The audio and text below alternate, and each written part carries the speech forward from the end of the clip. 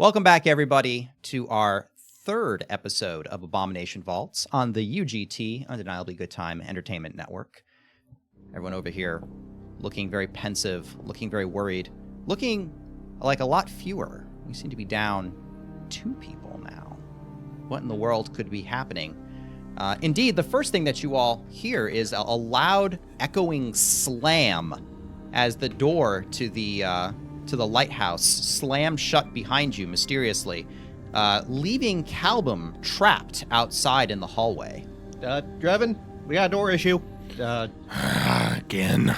Yeah, you mind? What? What happened? Shut. Calbum's on the other side. I don't know. You hear kind of a yelp of surprise, followed by kind of a scrambling of tiny hands and feet on stone. Yeah, we gotta get through that door real quick. I'll go up to the door and try and force my way through it. You'll go ahead and shoulder yourself into the door. Give me an athletics check. Oh dear. Oh dear. We have a problem. That will be a 21. A 21. You brace yourself, and your armor clanks as you smash your shoulder into the door, and your shoulder aches and hurts. The door does not budge one bit. There's oh God. another one over there. We can try going around. I will run down the stairs as fast as I can, trying to build up speed, and try to, barrel into the door with my shoulder. Okay. You give me an athletics check. Like, I'll try this other one. Just gonna hit the other door. Just trying to open it. A bless for Jen, as everyone will get one. However, Derp will get a bane, as Oh, fantastic. the meeting of the Serenites didn't go well in the campaign I'm in, mostly because Rovagud cults met them first, and it was not a good time, say in Fox 10. What are you talking about? We had a great time with those guys. One of them blew up. So, although this is the second best result on the die as a 2, that is only a total of 9. A 2 is only 1 off from a 20. It is. It's really near a 20, so it's pretty good. All right. It's not as bad as a 19. All right, so... Exactly. All right. Let's no. do blesses first. Let's get the cards passed out before Nick. Bless. punishes 19 is only 1 away from Also, the worst thing on the dice, Bane is making gonna it also the go second for worst roll. Derp, and Yeah. I think it's just a bless and a bane. Yeah. we seem to have...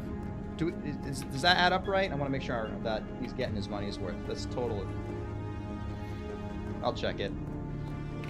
I just passed those around that way. I've been told that math is hard. So you roll a 9, and you come down, careening down the stairs, running full speed into the door, and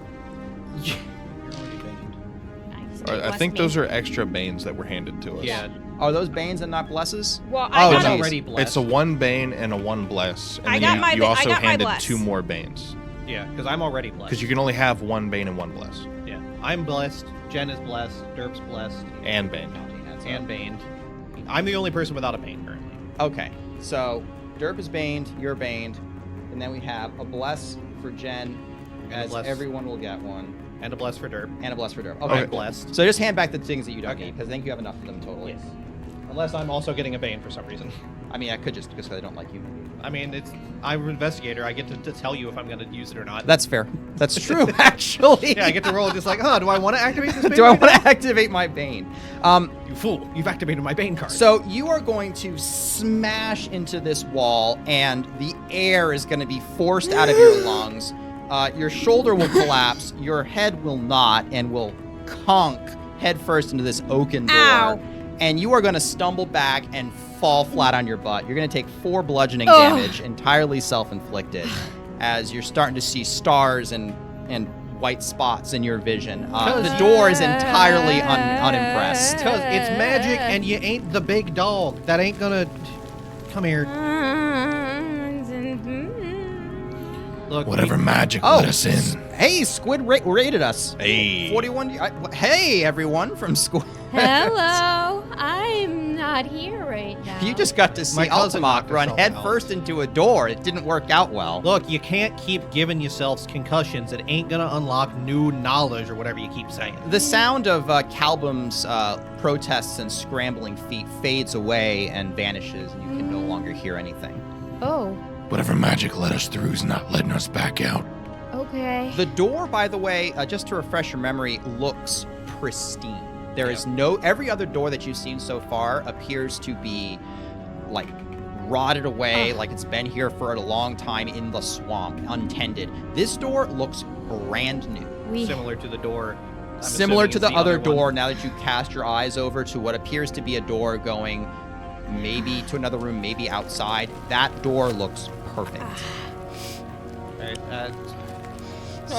Smelling salts, just pop your eyes right back open. Look, that's not going to fix a concussion. You keep giving yourselves those, it ain't going to work out. Look, what you need to understand is that my potions work. They may not work for you, but they work for me, and that's all that matters. Now, let's go get this ghosty. We got to find Calbum. He's behind this door. We can't get through the door, therefore Calbum... The blood went up. Maybe the ghost is still here, keeping us trapped. He clearly doesn't like me. At least give me a minute to make sure both of y'all got enough blood for this thing to suck out of you again so you ain't go falling over. All right. Did we not do healing? I thought we did. Did we No. not do 'Cause healing? I'm at full I on my... wasn't full. I know I healed him. Yeah, I don't know I'm where fine. he's I at. think at you're full all, on my I think paper. you guys took a break. All right. Let's Minus 4 health. That is 4 health. up the stairs. Come on. We got to deal with this thing quick. We got to go find where that little fella ran off to. So the stairs are made entirely out of wrought iron, and as you move up, they creak as only tortured metal will. However, they hold fast, and in fact, looking at them as you climb up, this set of stairs they also looks like it was installed yesterday. Everything about the interior of this lighthouse it looks brand new, a total contrast to the rest of the ruins. As you up the stairs, you find yourself like 90 feet over the floor, and above your head, you finally get up to the ceiling, and there's a trap door, apparently sheathed in bronze, with a lock, a keyhole, set dead in the center of the door. You can see almost a bloody residue. You recall the blood splashing against the ceiling before draining through the door. Apparently, looking closer, you can see it actually had drained through the keyhole itself. All right. Well, I suppose try it. Make sure it ain't locked first. But I could probably get that. I lock myself out plenty too often. I'm trying the door. You're trying the door? Go ahead and give me a roll. That's going to be a 22. 22 to force it. You again throw your... the angle's a little awkward here. You throw your shoulder up against this. You were big, so you can actually force it. You have to stoop a little bit, actually, to get under here. You throw your shoulder up against it, and again, it crashes into it with almost... It doesn't even scratch the surface of the bronze. Even your steel pauldrons do not scratch the surface of the bronze. Give me a sec here. It seems entirely imperishable. Well... Pull bag off his shoulder, go through it a second, pull out Thieves' Tools kit. Yep. Look, plenty of folk lock themselves out. You just gotta know how to get the doors open. Mortal strength will not work here. The spirits have cursed us. They took them because they knew too much. It's clear. I mean, they think they knew too much. Well, clearly they did, because they got taken. Look, because this is delicate work. I can't be distracted with these thoughts right now. And we're gonna go ahead and give this a shot. That's only a 3 on the dice, but unless the Thieves' Tools are going to snap, just keep giving it a shot here. Well, what's your total? They might. 11. 11. They do not snap. They almost did. Although working this mechanism, you can tell it's very complicated. However, it appears to be, ironically, quite well lubricated, as though just recently oiled. Almost like it's magic. You can give it another shot.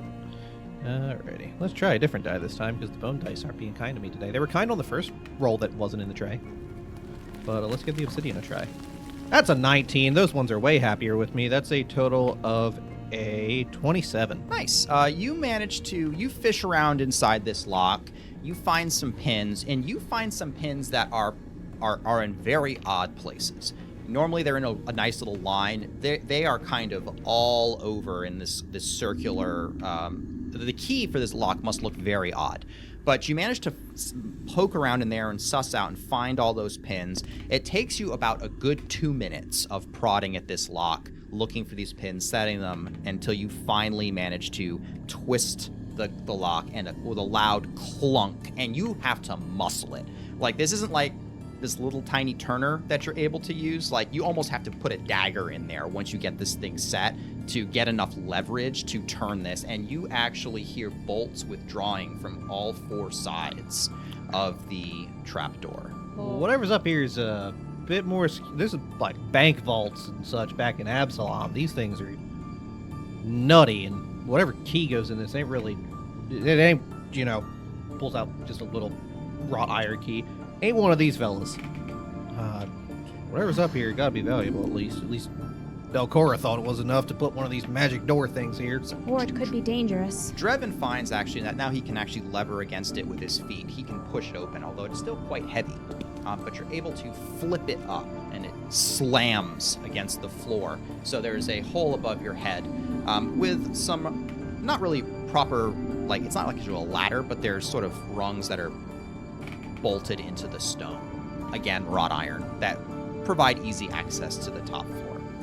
Going ahead and climb up then. I'll get right behind him. Careful when you get up there. That blood went up here, so we all know what's gonna be waiting for us. Climbing up, you are assailed by, first off, a spectacular view. You are in the cupola of Gauntlight. There is an iron cage that surrounds this area, through which you can see the surrounding swamplands. Looking to the south, you can see Otari very clearly over the trees. Looking to the east, you even see the spires of the city of Absalom. Several days' journeys to the east along the highway, and yet there it is. You almost feel as you could reach out and touch it. This cage has what appears to be a shimmer kind of around it, where upon closer inspection, it looks almost like clouded glass, but when you look, there is no glass between the bars. It seems to be straight magical force just enveloping this cupola, almost covered in the cage or perhaps encaged by the iron. This sickly blue light seems to emanate out from the center. A glass column rises from the floor to the ceiling of the cupola, about big enough to hold a person, but it seems to be full of this blue glowing light which radiates outward. We found what Rin was seeing. You see that, and the light slowly starts to change color from the sickening blue to a red, an angry red. I don't like this. And as you look, you can see the blood that flew up through the ceiling as it slowly comes down and coats the light until you are in this cage of this pulsing, angry red. Not good. Not good at all. Gonna get the sword ready here in case that thing's coming back. And about a beat later, the blood will almost hiss out of it, almost as though it's boiling off until it forms this red mist which folds up, and a leering skull will look up from this cloud and shriek at the three of you and challenge. You have some initiative to roll. Yeah, we do. I'll use the red die for all the blood we're dealing with. Gross. That ain't great.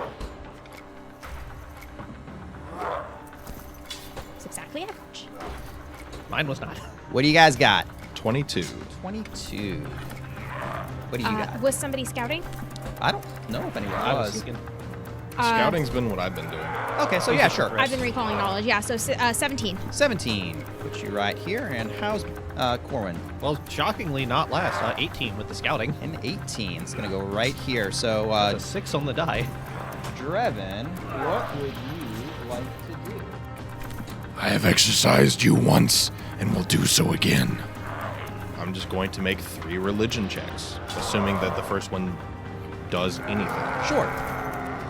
So, 24, What's the roll on the die? 19. A 19. What is your occultism? Trained, it's a 5. So same as my religion. Okay.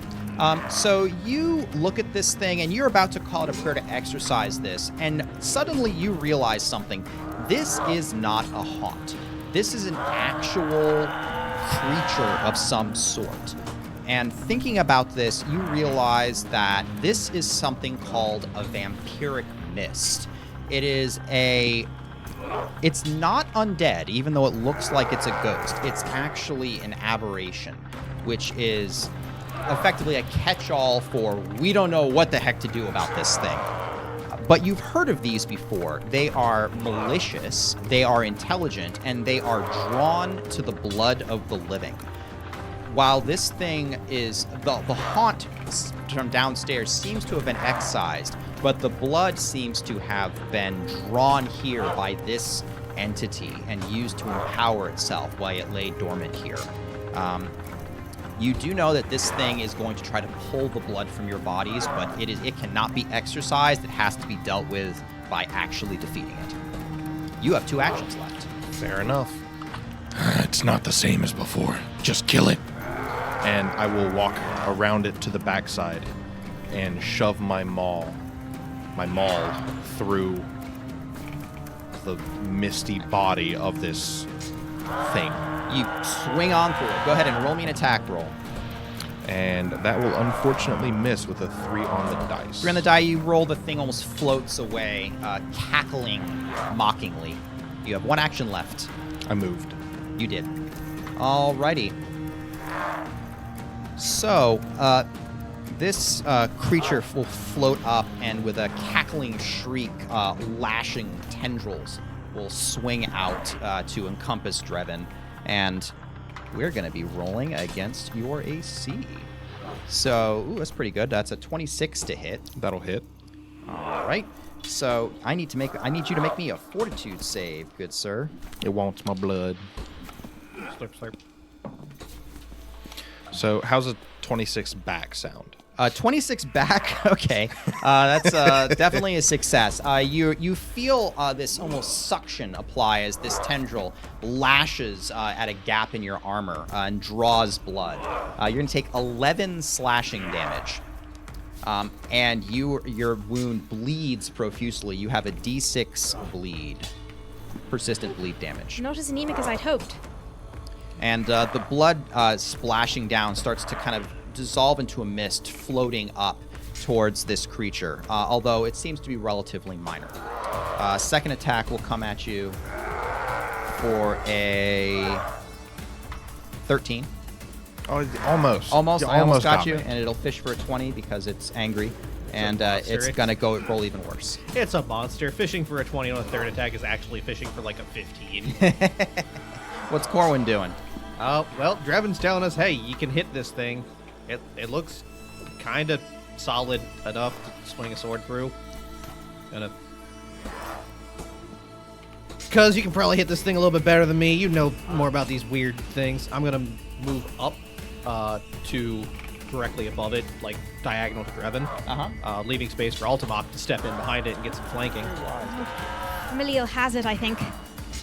Look, I don't want you swinging that sword towards me, so I'm just going to stay over here out of the way, and while moving on up, kind of look at this thing and see where I might be able to hit it better.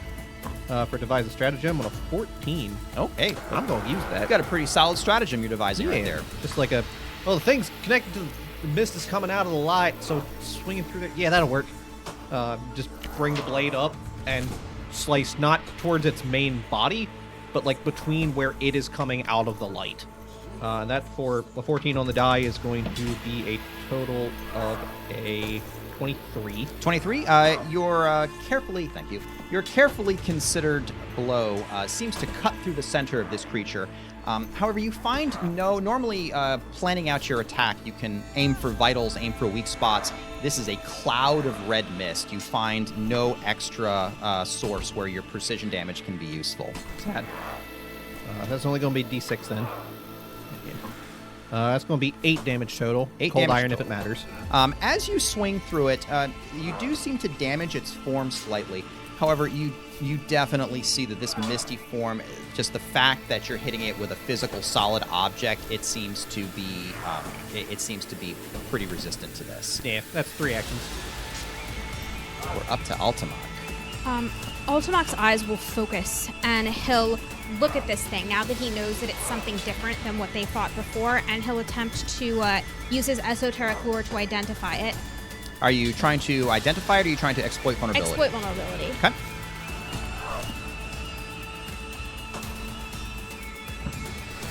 That's going to be a 16. 16 total. Yes.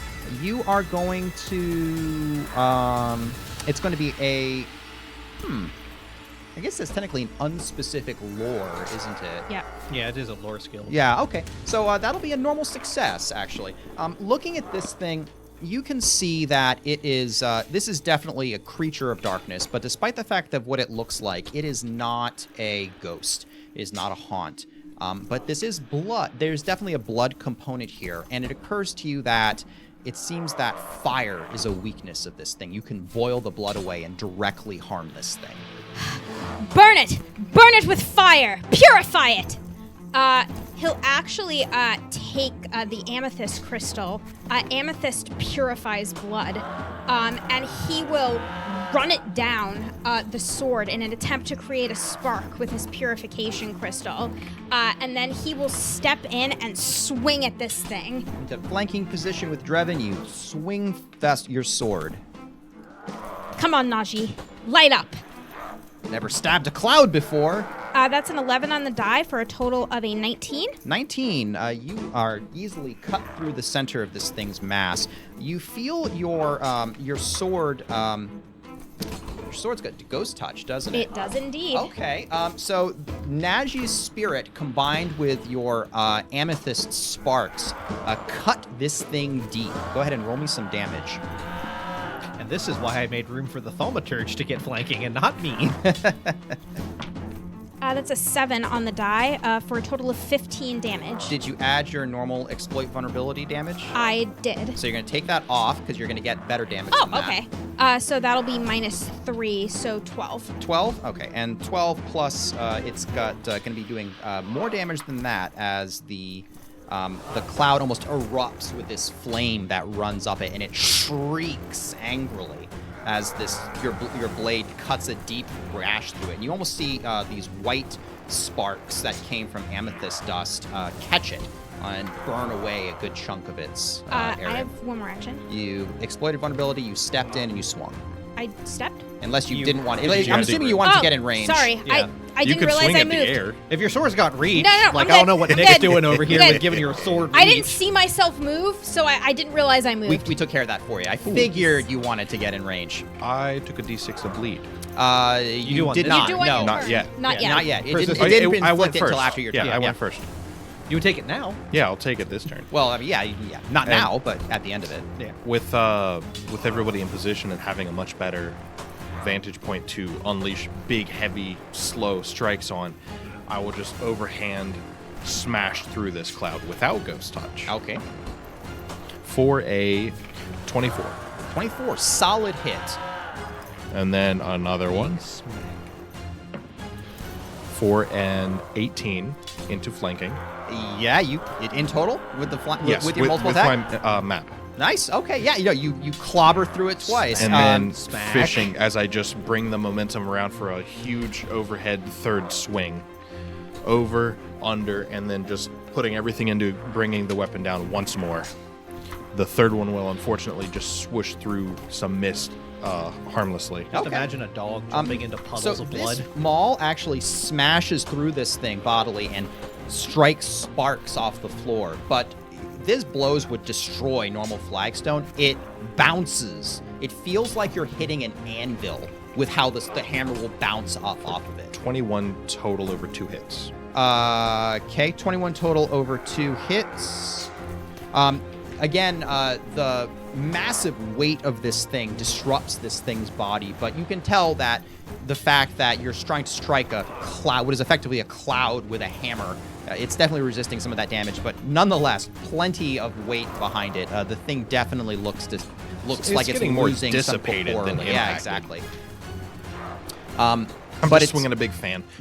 Roll your precision. Roll your persistent damage. Persistent will be 6 damage. And it does end. Excellent. Until now. The creature will focus its eyes on Altamont with your shimmering sword, and a voice will kind of come from it. Kunzes Ferasens. Anyone speak Aklo? No. Nope. Okay. It is unmistakably language, but none of you understand exactly what it says, and its tendrils reach out hungrily, trying to wrap itself around Otomok's throat. We have a 23 to hit. That will absolutely hit. We have a 15.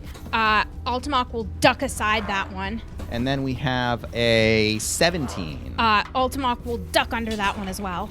Give me a fortitude save as the first lash strikes home. They say blood will tell.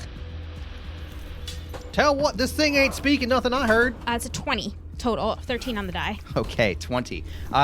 You feel a temporary lightheadedness that would accompany a rush of blood loss, but it clears immediately and no further ill effects. But you will, however, take 9 slashing damage as this tendril. 6 slashing damage. Hey, look at And you. this thing's going to get hit again as retributive strike. I love it. First of all, how dare you? And Focus you're on taking me, a beast. D6 persistent bleed. Which will most likely miss with a 14. 14, it will. There's too much of its body has been broken away already. Yes, I'll take in the slash damage, and you'll have a D6 persistent bleed. And what's Corwin on about? Because you're saying fire's gonna work?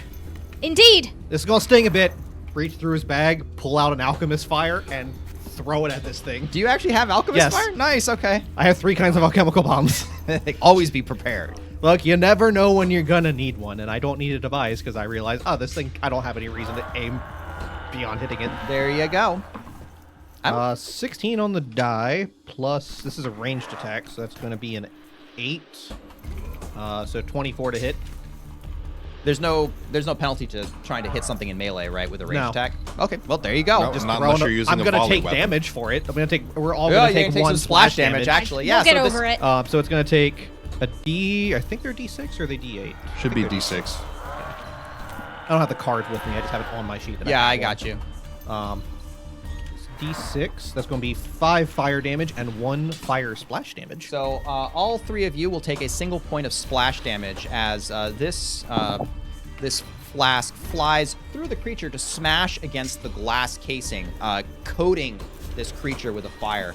And fire will rush over this thing's body, and it will shriek in agony. And why don't you tell me what happens to it? Just pull this thing up. You say it's going to work. Sorry, it's going to hurt a bit. Throws it, crashes not directly on the creature, but passing to the glass behind it. Yep. Where it's sort of seeped out of. Catches and just bursts like a cloud. Just flames whooshing over, engulfing the space that it was in before falling back down. There's clumps of burned blood. Yep. And the thing quickly fades away into nothingness as the vile creature is defeated. Oh, that was good. Good thinking. I didn't want to blow myself up with those things, but you never know when you're going out in the woods what you're going to need to scare off a beast. I ain't a beast, but it worked well. And while you're still bleeding, go over and lay on hands. We need to stop that before it gets worse. I'll Thank spend you. the time to aid and Thank you. give the reduced DC. Awesome. Very good. Go ahead and roll and see if that happens. Be DC 10. Well, if I got you back to full, you wouldn't bleed. It still continues. No, full heal stops bleed. Full heal stops bleed, really? I mean, it's up to GM discretion. Sure. Why not? Between all of you, you managed to kind of stop the bleeding. This thing was quite vicious, but armed with knowledge of its fiery weakness, you were able to dispatch it without too much damage. Well, to be fair, I'm only at 22 with lay on hands. However, Naji will actually pulse to life, and Altamok will feel a glow flow through him. Can you roll me a D8? Do you not have D8s? Oh, I have D8s. I didn't know if you wanted to roll it or you wanted me to It's your roll it. healing. It's your familiar's healing ability. You can use it. Yeah, I have Restorative Familiar. You remembered. Because legally, the sword is a familiar. Yep. It's 6 health. Now I'm back to full. Well, there you go. Not even the sword's taking my job. Don't worry, you can still heal me. Yeah, I mean, Naji. should we go try... This thing's dead now. I don't see anything else up here. Should we go try and find Calvum, see if the door's open? No, first, I need to look at this. Give me a moment. Well, it's kind of burned. No, I mean the actual tower. We shouldn't be able to see the city from here. That's not normal. It's too far away. We're barely... Absalom ain't that far. It's just a boat route away. It ain't that far. Go ahead and if you want to study this, I would. I'll let you study it with Occultism? esoteric lore will work. Occultism will work. Lore Wisp. Would oddity identification help me there? What are the things that identification helps with? It's like two specific things, right? Oddities. Like And identifying them. identifying. I think it's like. I'll give a clue in either way, because I'm pretty sure that this has to do with the Gauntlight, so Yeah, that'll probably, give you the yeah. bonus anyway. Honestly, if Investigating I the can use my Gauntlight will esoteric definitely lore, help. it's going to be better. So if I Okay. can use that, I will. Sure, go ahead and use it. That's fine. Okay, so clue and gives me a +1, right? Yep. It doesn't stack if yours is a status No. bonus, though. I don't have any status bonuses. Yours is status and yours I'm is pretty sure clue circumstance. in is status. Clue in is It's status? It's circumstance or status. So I let me don't double have check. any bonuses to my esoteric Just lore. roll it. So. Let's see what you get. I think no, it's circumstance. That's an 8 on the die, so a total of 16. 16. Will this be a 10-minute activity? Yeah, it would be 10. Yeah, you're gonna have to be looking at this and That's fine. investigating it and checking it out. Plenty of time Mine's to get just a heal reaction, off. and I can give him a heal. Yeah, Perfect. And I'll refocus. All right, excellent. Spend some time 11 on the mumbling my die, prayers plus to 9, lunch. That's going to normal succeed. You are getting risky surgery, though. That's fine. So you're going to take a d8, 4, get healed for 48. 11, 5, 16, plus 2, 18. As Corin tends to Drevin's wounds, and Drevin meditates on his scripture, which he cannot read. Sorry, it's because I took some of I it. can remember the prayers I said to exercise the thing. There you go. What he doesn't notice is that I saw how effective his prayers were at stopping the thing, so I actually, while he wasn't looking, You have a strip of them, yeah. I snipped some of them off and put them on myself because I figured if they worked for him, they worked for me. You know what? That's how thaumaturges do things. You can They're all literally read thieves. more of it than I can. So. We got to talk about this. You can't just keep taking people's things because you think they're going to work better for you. They do work That's better. literally theft. It's not theft. He can't even read it. Because you're kleptomaniac. Looking over the Gauntlight, you notice a few things that stick out to you. First off, this entire area, again, brand new construction. It looks pristine. And seeing how Drevin's hammer bounced off of it, seeing as how the door seemed to be almost imperishable, you feel that the magic of this place keeps it imperishable. There is a ward set upon this tower, drawing its power deep from beneath the earth that will prevent any damage to it, be it from the ravages of time or the more focused ravages of an angry paladin of Sarenrae. Demo dog. One other thing you will notice, though, is the force field around the cage flickers and shimmers, but it doesn't just do that. Corin is right. Absalom is far from here. While certainly within line of sight still, it should not be this large. Yeah. And looking at it, a bird will actually flit past the tower and it will grow suddenly in sight as it does. And you realize there's a lensing effect. Ah. Gauntlight seems to be focused on Absalom, as though staring at it. And you sense through your, your psychometric skills, you can sense there is a malice. There is a quiet hatred which has been staring at Absalom from this tower for centuries. Gentlemen, I'm afraid that what we're dealing with here is a malevolence that is far greater than what we initially assumed.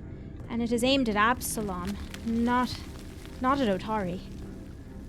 And as you say it, the tower seems to pulse again, and you feel Oh, yes. the energy rise in the room. Your hair kind of stands on its end. Drevin's hackles will rise. I don't think we should be in here. And you can see the lensing effect seem to warp, and Absalom briefly shrinks back to its normal size, and almost as though invoked by Altamok's words, Otari will grow in sight. What was once the collection of rooftops and the wheel will grow in detail. You can even see people walking about the streets, and the gaze will move across the town of Otari before settling on the cemetery.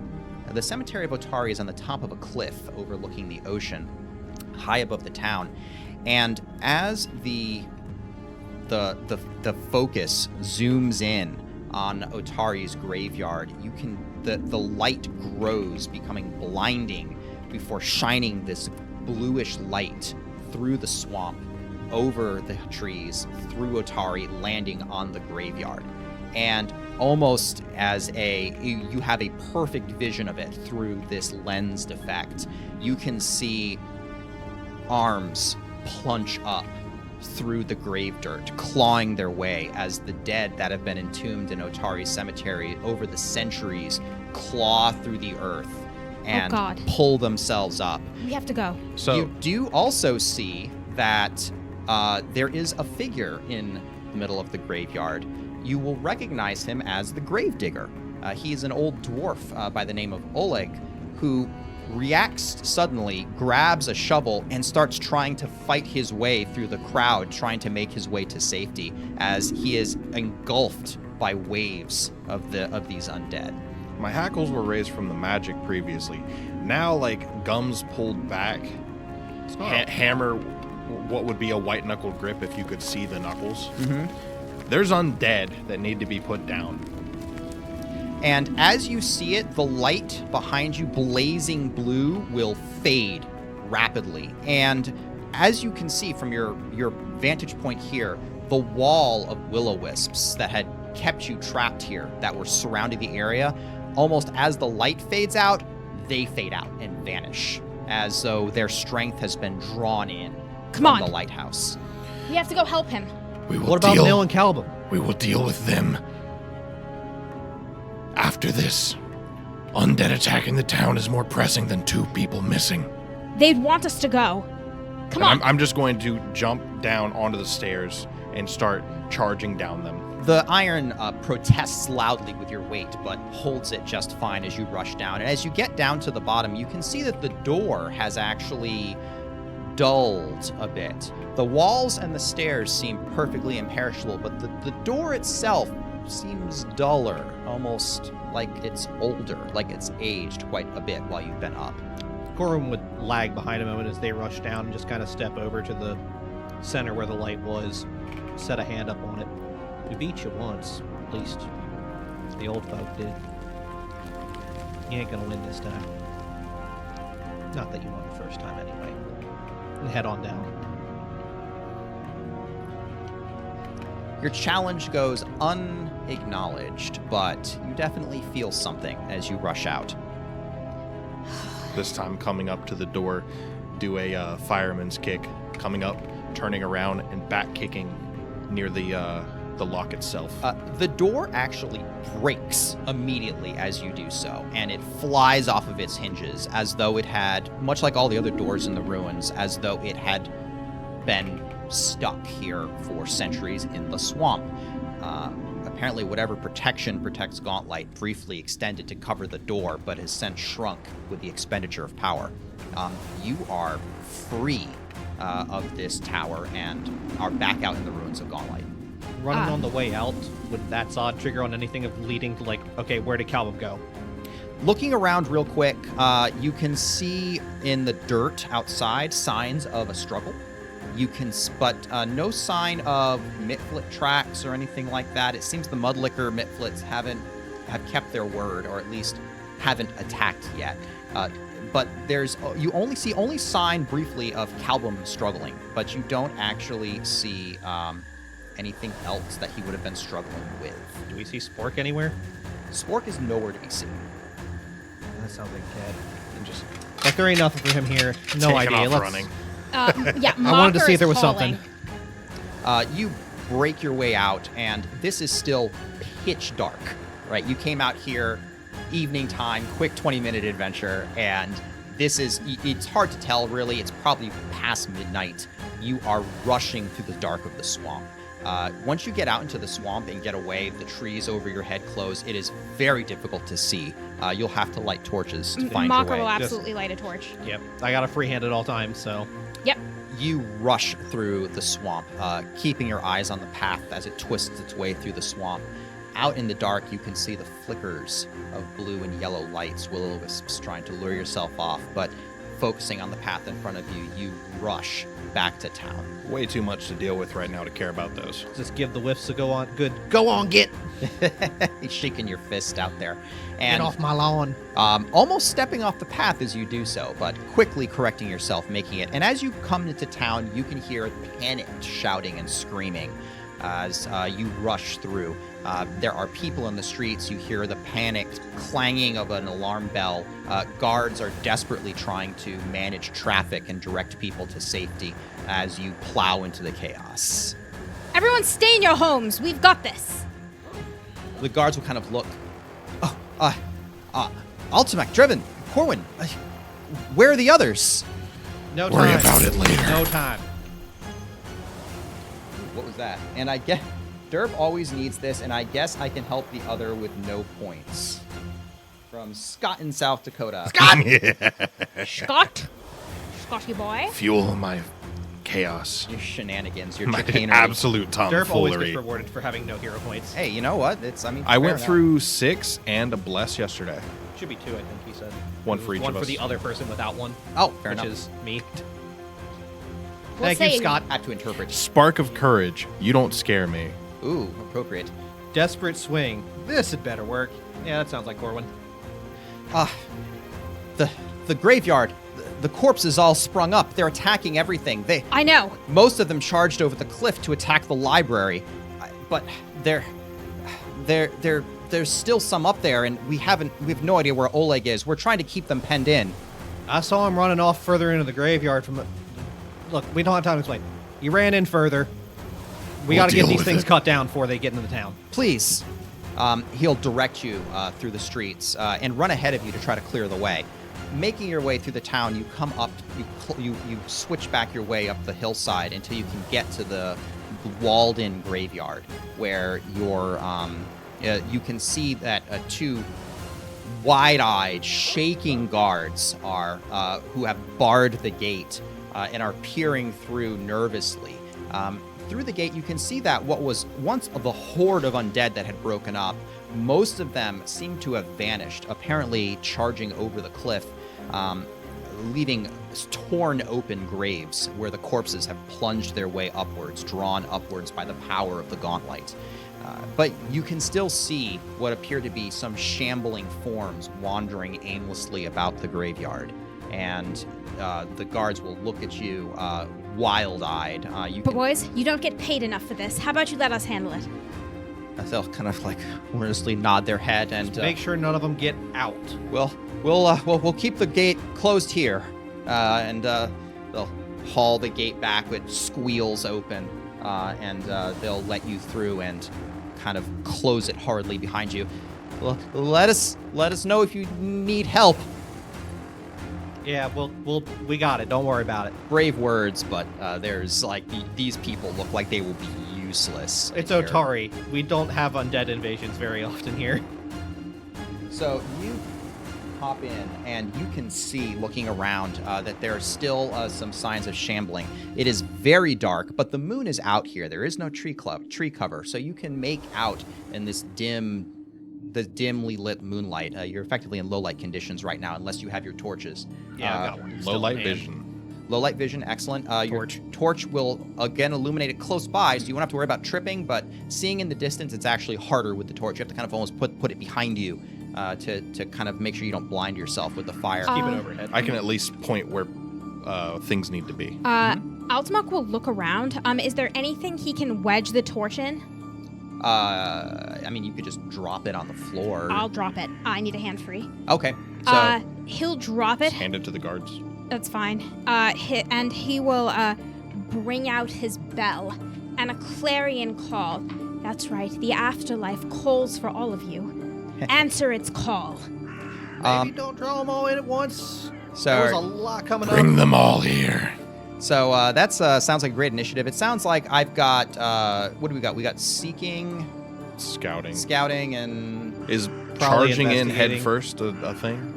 it's a thing. It's not an exploration activity. I think it's just scouting. You're Yeah, looking just for scouting. a fight. So looking around, you can see what appears to be a relatively fresh corpse that's ambling around. It's to the east, kind of poking its head near a mausoleum.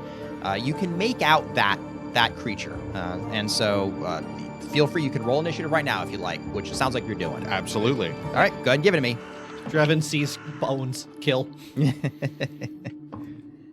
Ooh, that's a spicy initiative. I'm not expecting to say this at Yeah. level 2. She excited. Alrighty, what do you guys got? 22. 22. He's ready. He's so eager. I'll see your 22 and I'll raise you a 24. Oh, okay. All right, that's nice. 17 on the die. You know what's really fun to say at level 2? Go for it. 30. 19 on the die. Actually, 31 scouting. scouting. Alrighty. All right. You can just Well, go there's the ahead one and- guy. yeah, There's you- the one yeah. zombie you see. It appears Do you to be just off want to the- this doesn't have to even take level 2, 10 it could hurt seconds. It could take There's also a lot of them. We just don't see this more. one can just die. Well, what's Corin want to do? Just gonna... Well, he's got the... Came in here with the torch. You have the torch in hand, yeah. I'm gonna hold... Oh, no, I gotta rush up here so Ultima can see. Yeah, we'll move up to it. All right, you're gonna move on up. I think that'll take 2 actions. Be my eyes, probably. cuz. Are you actually gonna get right next to it? Yeah, because I don't have my bow in hand. All It's right. on my back, but I don't have the ability to get it out. There you go. Put you right up. You're right up next to it, and it turns around with dead eyes. It goes to look at you. Yeah, that'll take 2 actions. I just gotta give it a swing. I don't have the action economy to get a devise a stratagem off here. Swinging. Swing it, baby. 12 on the die plus 9 is going to be... Well, I can up to 21. Sounds like a hit to me. Yeah. Minimum damage, only gonna be 5. 5. That's piercing damage, right? Slashing. It is a short sword. Short swords are. Oh, no, it is piercing. Well, yeah. I mean, it could be piercing short or swords slashing. are It can be versatile. both. They're They're versatile. versatile. Yeah, I'll go with slashing. Slashing. You Just need to get across this thing, not stab. You cut into this thing. Frah, as you. Wait, it's 5. You have plus 4 damage bonus. Yeah. Strong, beefy mean, boy. we Oh, all- no, sorry, that's not the eyes of stratagem. It's just 1 damage. Oh, okay. There you go. It's 4 on here because of... Because if you devise a Normally stratagem, int. yes, exactly. You slash your way through this. It's weak, but the zombie seems to be particularly vulnerable to this slash. It's just flesh kind of hanging off, and it's easily cut down. It reels from the blow. What's Ultimate gonna do? Mocker will come in and he will look at it and try to figure out what he knows about these undead creatures. So you're gonna devise a stratagem where you are. Or you gonna? No, not me. no, I'm not devising a stratagem. I'm sorry. gonna attempt to exploit weakness, but I'm gonna move up there first. First, okay. So Gotta see the beast to kill it.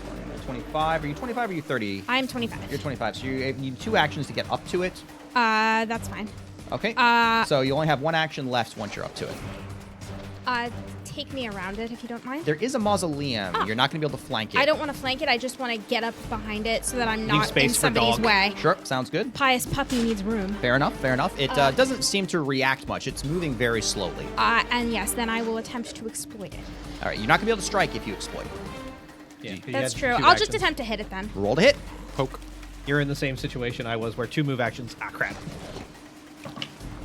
That's a 10 on the die for a total of 18. It's a hit.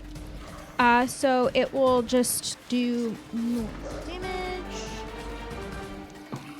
So that's a 5 on the die for a total of 8.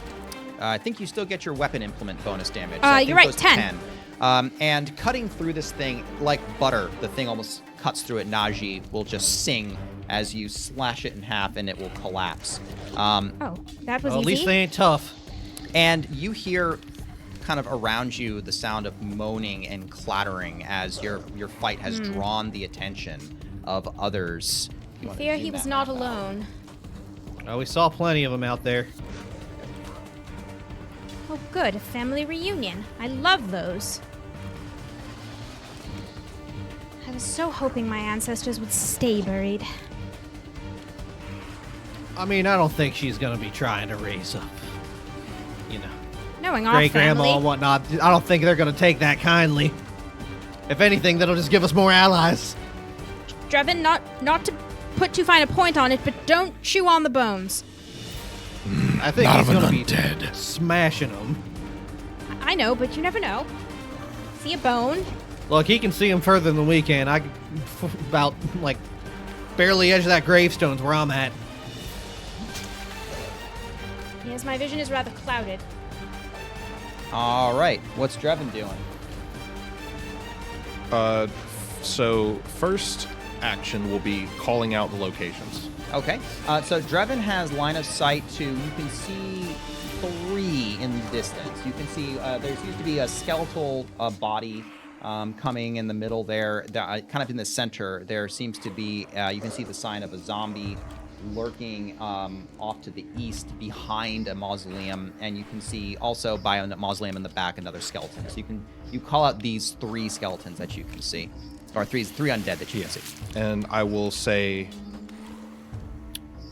just out loud, I'll handle the skeletons. Kill the zombies. and then I'll take my hammer and hit the gate to make a loud ringing noise to draw their attention my Okay, way. Sure. You've definitely drawn attention, and you can hear some more noise coming from the northwest. Also scaring a bunch of guards. That works too. Well, I'm right in front of them. They can see Yeah. me. Yeah. And that'll be all 3 actions, I suppose. Sure. The creatures begin moving towards. Let's see here. We've got. Go ahead and give me a roll to see how well you draw attention. What would you like? Make me an argument. Athletics Sure. for heavy impact. Go for it. Nice. 26. Good enough. Let's see here. We've got a. Nazi got excited. Speed, no.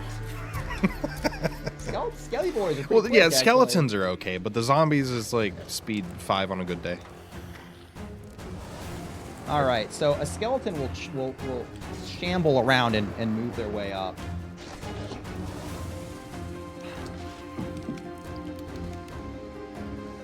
Yep, that's actually enough just to get into melee range there. This skeleton No bones about it. is going to be able to rush up to Mocker. You're doing a little S shape. I had to get around all the coffins. And the zombies come as well, noticeably slower. All the Zombies meat are weighs slow, them you down. say. Where are the Zombies plants? are in fact slow. Where are the plants? Although, ironically, their speed is just as good. I think I had some plants. And you're going to pull away.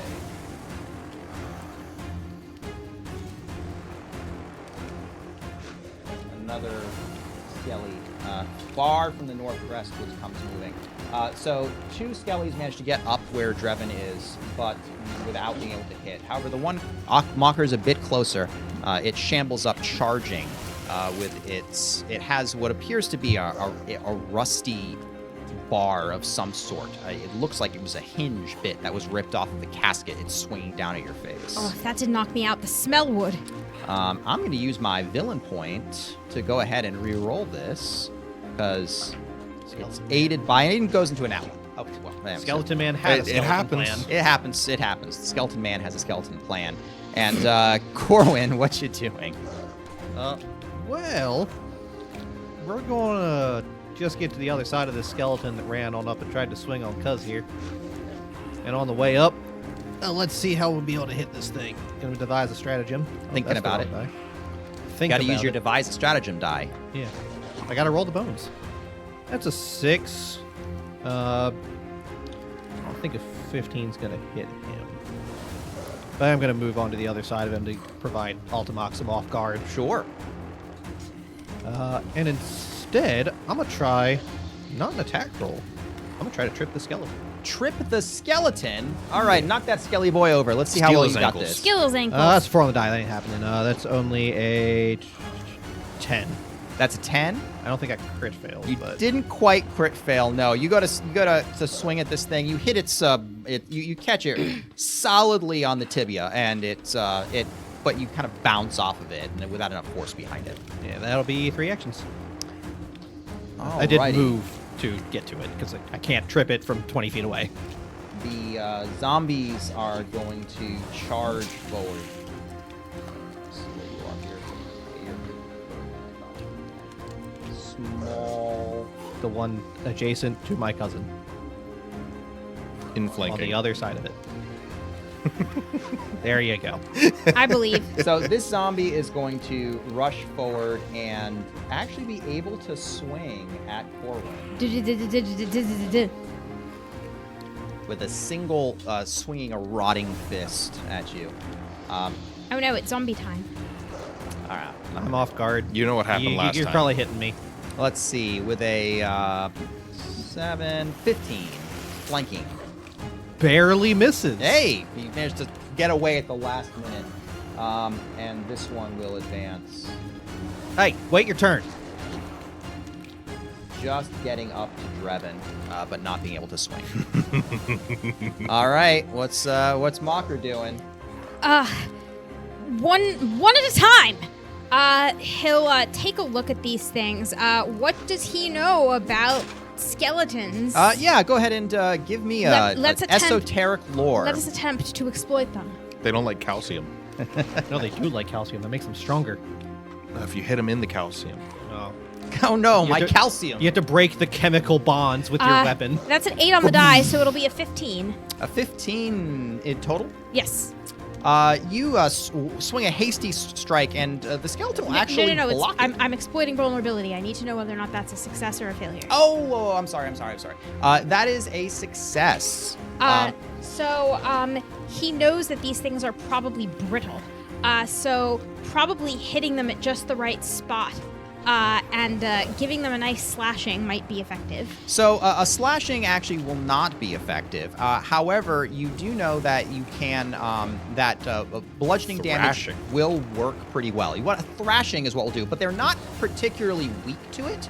However, these particular dead, you do know that given that the Dawnflower Library was just down here, most likely this thing was given last rites by a Serenite cleric. So a Serenite holy symbol presented along your sword with that scripture you have purloined from your friend, wrapping it about the hilt of your sword will actually add some extra damage to it. So Altamok will wrap his Naji in scripture. I was going to say the hilt, not the blade, but you know what? You Go put in that there. wherever you want. I'm gonna do what I do. I was just going to say It's turn the blade esoteric around lore, and it bash does him as with it the Look, it flat of the doesn't blade. matter, man.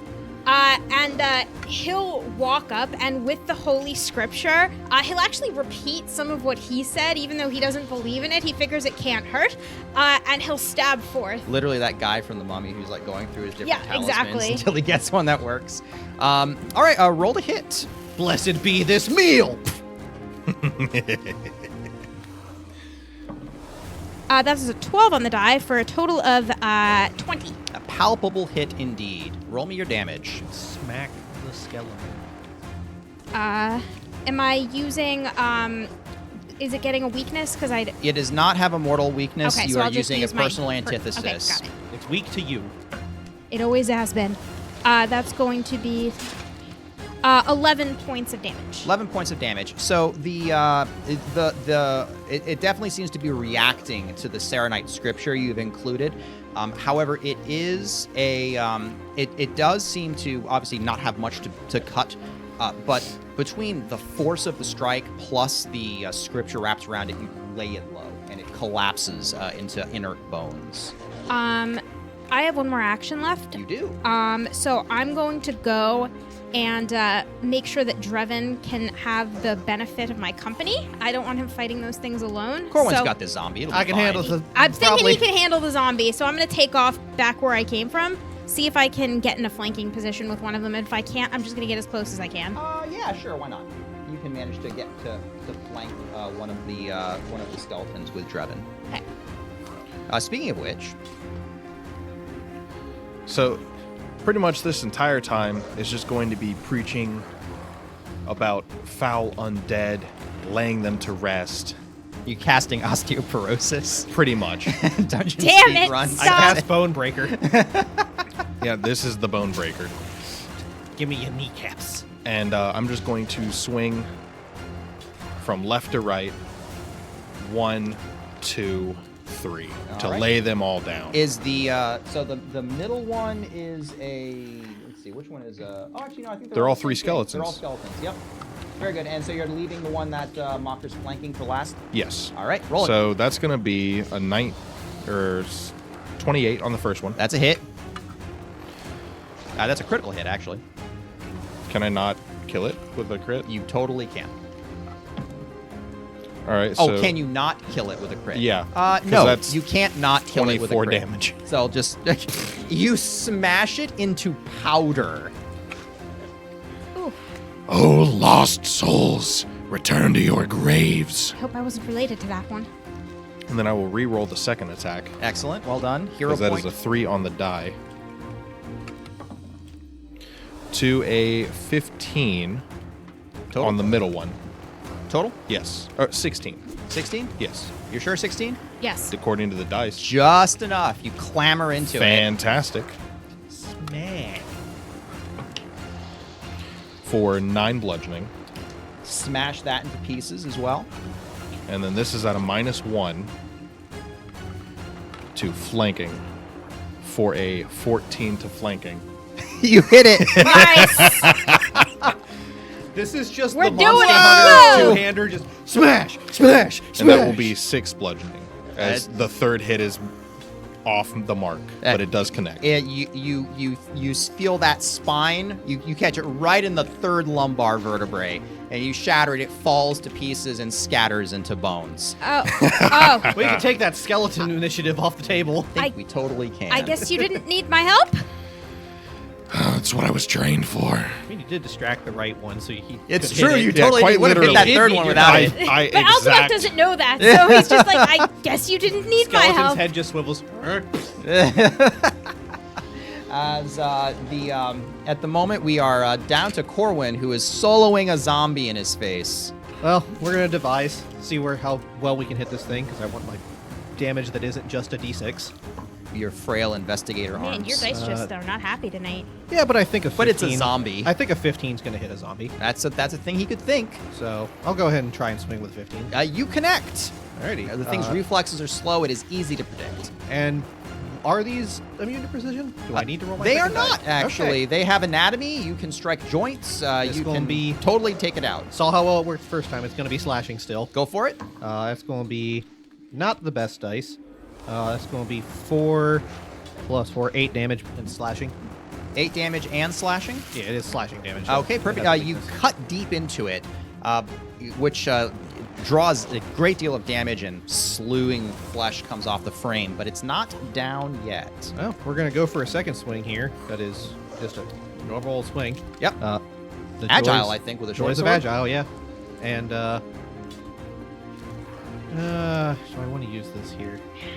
Zombie. It is a zombie, but I don't want to get bit.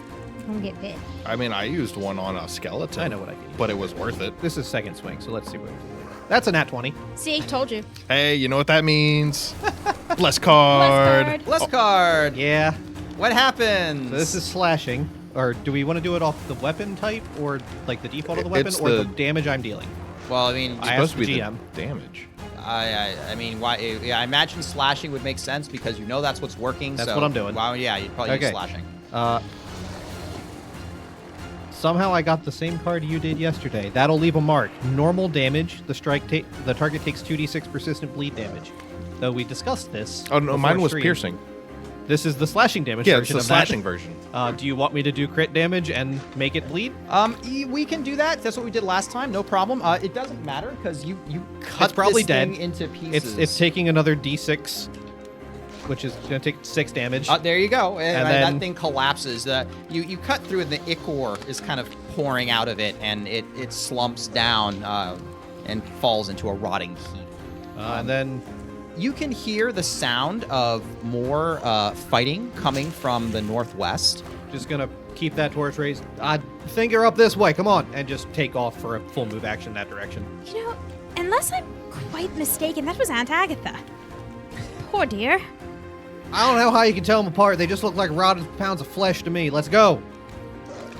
Moving up through the graveyard, you can see there are still 2 more. There's a skeleton, and then there appears to be a zombie that are banging on the door of the mausoleum, which will fly open and you'll see Oleg wielding a shovel and holding what looks like a wooden barrel lid in his other hand.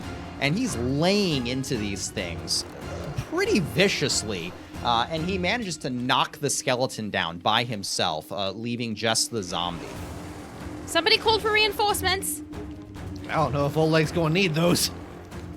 Moving as he is, you don't really know much about Oleg's past, but he flips the shovel over, digging the blade of the spade into the zombie, and with some deft hacks, manages to put the zombie down. And he kind of starts breathing over it, and he'll see you. Just kind of wave the torch. You all right? Oh, who's there? Corwin, Altamok, and Drevin. Oh, We've cleared out the rest. young lads.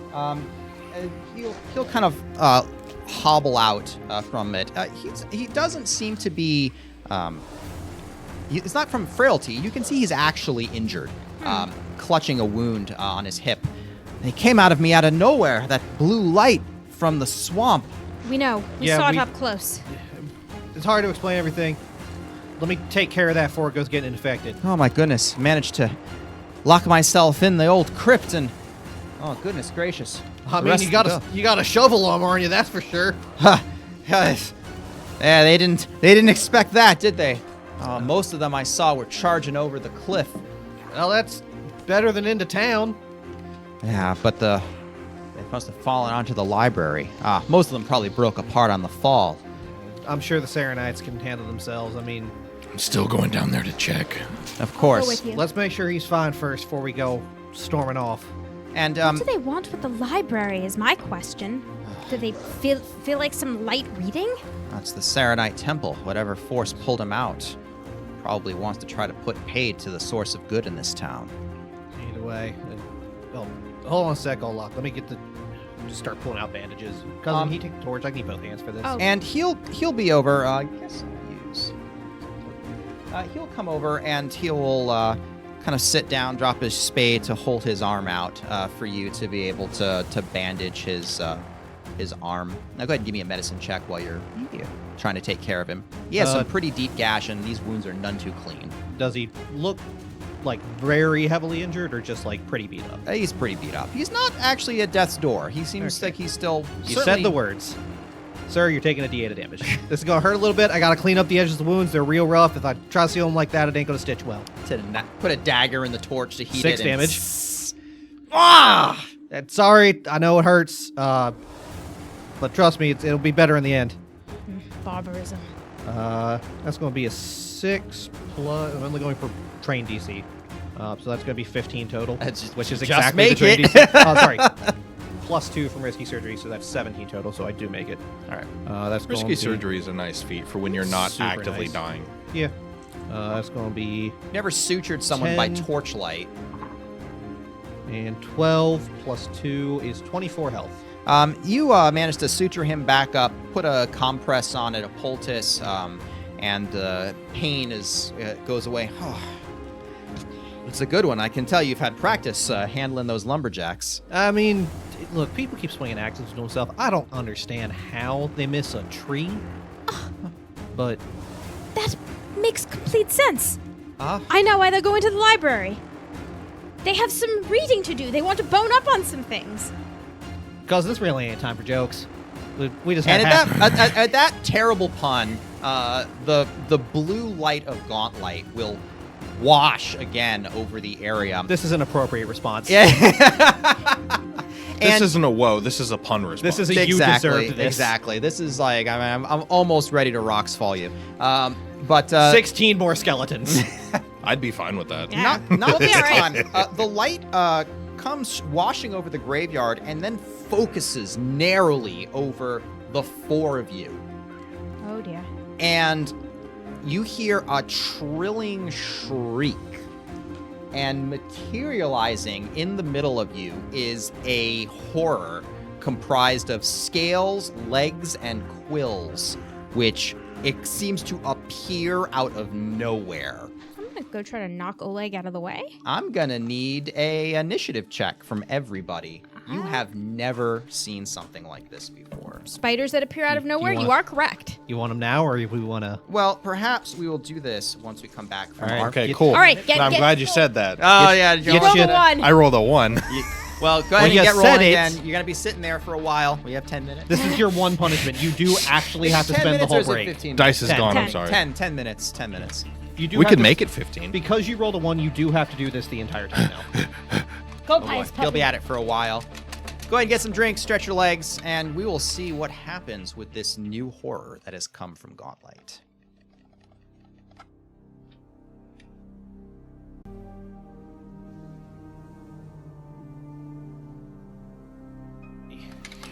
Hold on. I have to Welcome break back. these. As you can see, Jen was the only one who wasn't cheating. She rolled the die for 10 straight minutes.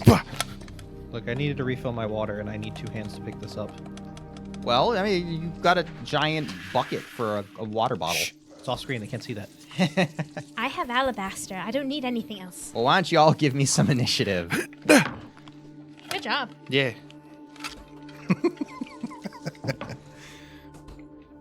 No I'm proud of scouting you. for this, I assume, because it kind of just showed up. Nope, no scouting. This thing is in the middle of everything right now. Suddenly Corwin's also unarmed because he was busy medicine checking someone. You're not unarmed. It's just sheathed at your side. It's going to take you a little while to pull it out. That's what I mean. What do we got number-wise? I'm getting 19 because it's an 8 on the die. 19. All right, what do we got for 11. 11? What about Drevin? 23. Here. He's on edge. That dog is sick. This thing appears out of nowhere with these multiple legs covered in quills and with a sort of glistening oil over it. And it chuckles evilly at you. And in Undercommon, will actually say, "More things to kill." And it will spray this clear, sticky oil across the lot of you, which gets you with a kind of in a coating. And Across we're everyone? gonna need ourselves Reflex saves? a reflex save. How did I know? I'm good at that one.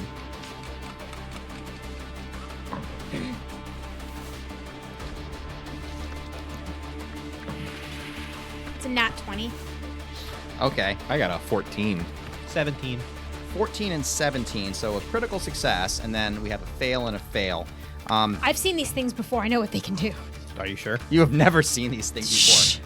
Well, maybe. We'll see. Maybe if you've heard about them. So Drevin and Corwin are going to take 6 poison damage. And this oil will coat you. It is very slippery and has almost a caustic scent to it. Not enough to sicken you, but it's odd and noticeable. And as it sprays around you, it's going to look over at Oleg, who completely got covered by this thing, and it's going to reach out with its jaws to bite around Oleg and catch him. He's not wearing any kind of armor. He was not coming for a fight, and he will grunt on himself, and the wounds that cover him will almost bubble and boil with this sort of caustic venom, and good. Oleg will fall down clutching at his wounds. Drevin, you're up. I am going to step up beside Oleg. He's not grabbed, right? Nope, it just kind of took a chunk at him, and he's kind of clutching his injuries. I can get him up. Just deal with this thing. And then I'm going to shove Oleg out of the way. Like, Okay. I will. Give me an athletics check. Shove him. He's a stout dwarf. 26. Okay. He's going to get shoved back. 27. Yeah, Because okay. I have a +1 weapon. With That'll- the shove trait. That'll do that.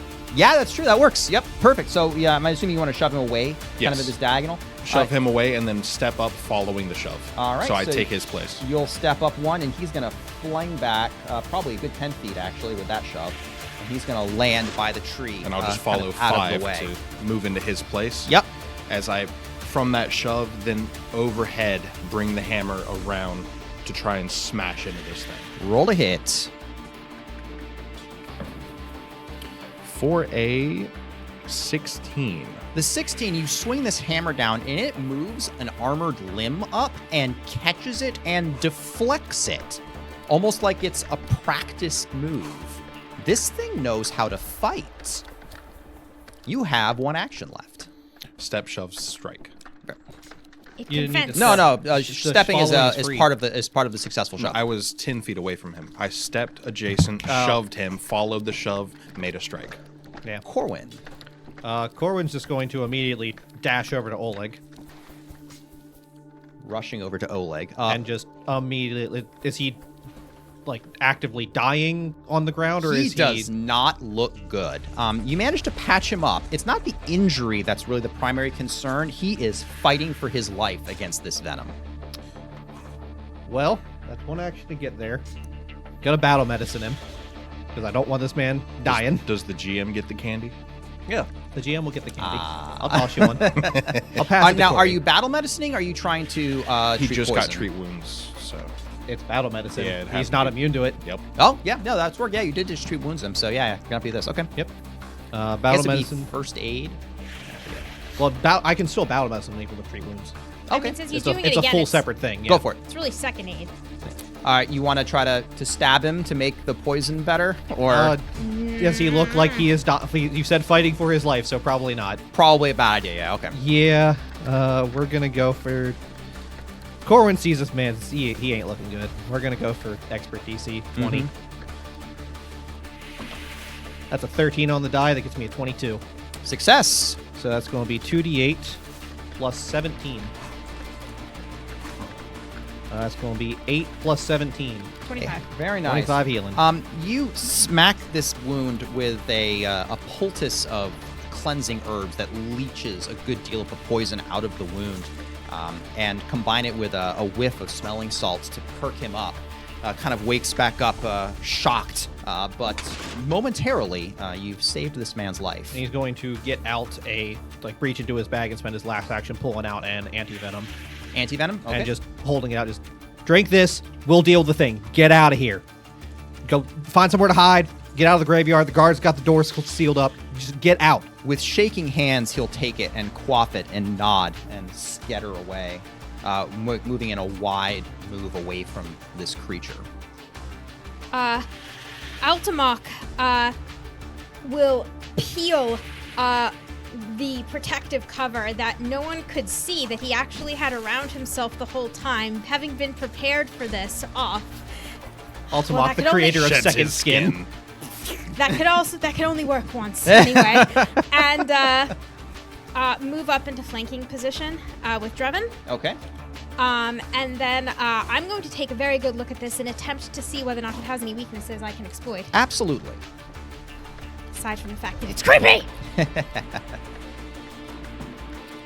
That's a 16 on the die, so we like that. That's a 25 total. A 25 total. Oh, I'm sorry, 23. I clearly can't add. 23 total? Yes. Okay. Give me a minute. Yeah, you give this thing a look, and you can. One thing that comes to mind. This is something called a Scalathrax. They are. Scala. Yeah, Thrax? And very frax. They don't live up here. These creatures live deep underground. Their coating is very slick and slippery, and they use that to be able to get into very tight areas when they go and hunt and lair. One thing that you do know, though, is that a side effect of this oil, and you can almost smell it as it's coated your friends, is that this oil is flammable, and it catches fire very easily. Although your friends are coated in it, so any directed fire would have to be very precise, or you'd risk burning your friends. You do know that this thing is weak to fire. Gentlemen, I hate to be repetitive, but light it on fire and try not to catch yourselves. I don't got any more of those bombs. And I'll go on ahead, and this time with a cleansing crystal, a clean fire is what we need here. And he'll again strike it down his blade and go in and attempt to take a smack at him with Naji. Okay. Naji will cry out a battle cry, quite enjoying this entire thing. I know, this has been a great night for him. Has it been? The zombies don't have blood. So that is going to be a 4 on the die, which I don't like. And this hero point has not been doing me any good just sitting here. So we're going to go ahead and spend it. Thank the you very spirit. much, Sandfox. Yep. And let's go again. Oh yeah, also thanks Sandfox for the bless earlier that got used on the zombie. There you I go. forgot to mention that. Into a 9, better than nothing, I suppose. It's going to be a 17 flanking. 17 flanking. You pirouette this thing, but this thing is quick. It slides off to the side and again swings its leg almost in a sweeping motion, knocking your sword aside and hissing at you. I don't like you either. The creature is going to skitter to the side, almost crab walk, If that's movement, and it steps it steps. and does not provoke. Damn it. It's going to pivot away out of flanking position, getting out of reach of Dreven's swing, and then it's going to pounce at you with its jaws. I'll give you your candy later. That's going to be a 26. That will hit. You'll This take thing's 3 jaws less damage. sink into you with terrifying strength. I appreciate you. The pious puppy cannot strike it from here, but the light of Saren Ray will glance the blow slightly. You don't have Okay. ranged retribution, do you? No, No, but I don't have a ranged weapon. level 2. No, it lets you step. It lets you step If and If swing, it would but- get you Oh, in no. range. I don't think I can even have that at level 2.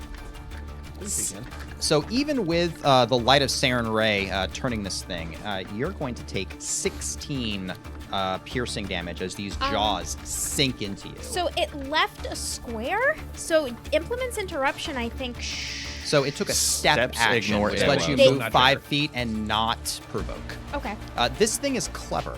Interesting. Okay, so 16 minus 3 is 13.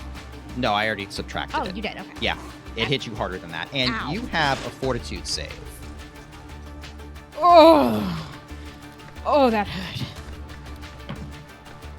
It's a 19 on the die for a total of a 26. You shake this venom off, and it burns in your wounds, but no ill effects. And this thing is going to chuckle evilly as it moves its feet, and it's going to swing about again with trying to bite at you another time. And that's going to be 19. That will just catch me. Just catch you? AC 19. All right. We're looking at 12. If it's more than 10, I'm down. It's like 15. Mocker goes down, but not to a crit. Not to a crit, which is what's important. And also, not with poison in your veins. That's true. Also that. And it chuckles and turns to face Dreven. Well then. Not that you can understand it. It just hisses something at me. Yep. What you doing? Well, I don't know if it can understand me or not, but I'm just going to look at it and say, Not on these hallowed grounds. step, lay on hands, and then shove it. Okay. Roll me an athletics. Standing beside instead of diagonal.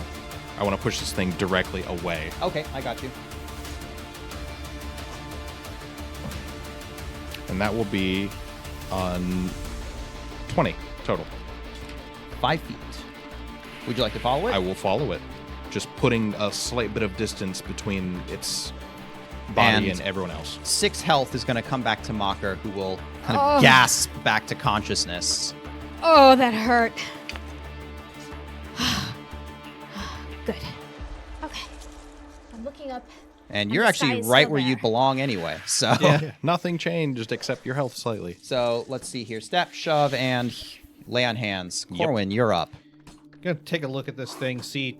It is giving your friends a hell of a time. No one has managed to land a hit on it yet. It's gonna, first off, devise. Step 1. See if I can hit. I think an 18 is gonna hit that thing. You can look through it. You see its motions are trained and practiced, yet rudimentary. You see the gap in its defenses. Gonna look a moment. See where one of the legs is shifting slightly on some uneven stones of this cobblestone that is trying to rebalance on as Dreven steps up to it. rush on over into flanking, as it hasn't paid me any mind, seemingly. And just Although it notices you as you rush past it. bring the blade out and stab into the back and just, hey, bud, you got one more to deal with. Pay attention. 18. What's your 18 total? plus 9, going to be a 25. 25. That's 27. 27. I can't do math. It's okay. And it's off guard. And it's off guard, so not quite a critical hit. Yeah, we can try. Either way, am I going to get my precision on this? Oh, you certainly are. Just Generally, right- if it has discernible anatomy, your precision works. Yeah, but you never know. Things are weird. Oozes have discernible anatomy. A blob. I can discern this. Pretty That's good. 8 plus 4, so that's going to be 12 damage. 12 damage. You cut into this thing, palpably, drawing a gasp of ichor from it. The first injury it has taken. He just dove over, found the weak leg, literally grabs it with his open hand, pulls it back, stabs under it, and lets go. It slips out of your hand, actually. It's coated in this very slippery oil, but you manage to get the opening. Yeah, you're not going to be getting out this that easy, bud. Your mistress sent you to die. It stares at you with actual malice in its eyes. Mocker, you're up. Mocker's gonna pull out a lesser elixir of life, and I'm gonna down it. Yeah, you go ahead and roll that healing. It's not a minor, it's a lesser. Yep. So let's see, a 2d6 plus 6. 6. Yeah, that's what I thought. At least I think so. That sounds right. That sounds right. We'll go with it. That's 1 at That's level max, 1. so we will take 18 damage back. Very nice. 18 I damage. needed every bit of that. That's a good potion. That was extra concentrated. You've got one action left. I am going to stay behind Drevin. I'm going to stand up. How There about you go. standing up? It's a pretty good third Standing up's a action. good one. This thing is going to stare at Corwin, and it's going to bring out its arms and its jaws, and it's going to lunge at you. No thought to strategy behind it. It seems that you've angered it enough. That was the goal. Get It's its a 6 attention on off the things die. and I'm going to people. use this here villain point. How This dare thing you. does not like you. Fair. Into a 3. Ah, It doesn't like him. It doesn't mean he's going to hit him. You but- just need to stop using these. They always get worse. It does. It seems to work that way. Try saying Dive Lamoire before it. Yeah, Nick, come no, on. that we know that doesn't Exactly. work. Shh. Trying to trick you. And it's going to try to bite you a second time. Potentially. You got a Jeez. 30 I don't have the point. highest AC in the party. I've rolled 3s. It doesn't work that well. Yep.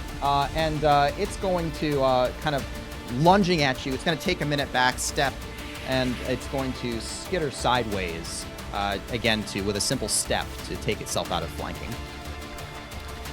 That ain't gonna do you much good, friend. What's Drevin up? I'm going to re-grip my weapon because I had to lay on hands. So re-grip my weapon as I clunk back into flanking. Stop moving. Make this easy on yourself. And I'll swing down at it. Oh, we have a hero point that got that Trauma Thaumaturge from Bar Save the Whales. Oh, thank you. Whoop. Pass that over. Gotta keep eyes on me, bud. If you do that, you're getting smacked. What shall we have here?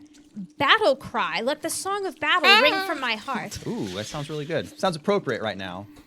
I don't know why the very tiny sound that you just made was the funniest thing in this moment. Are you all right, man? Is it, ah? Stop. It's a very serious moment. The 15. Total? Yeah. Your swing is clumsy. It'll skitter away from you.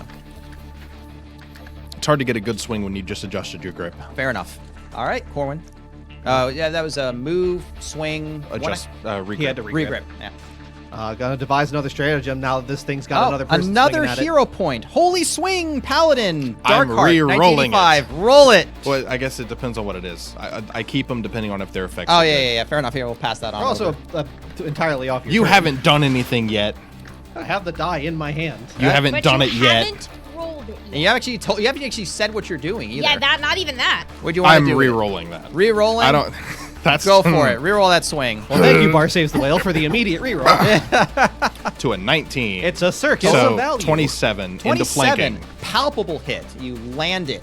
No critical, though. This Yeah, thing it is didn't crit on it 27. covers its guard with its crossed legs, but you collapse it with the force of your swing. Sorry, 28. I have a +9 because I have a +1 weapon. Still not quite a crit. That's the best I got. Damn, Spider. That is Told you, a keep eyes hit. on me.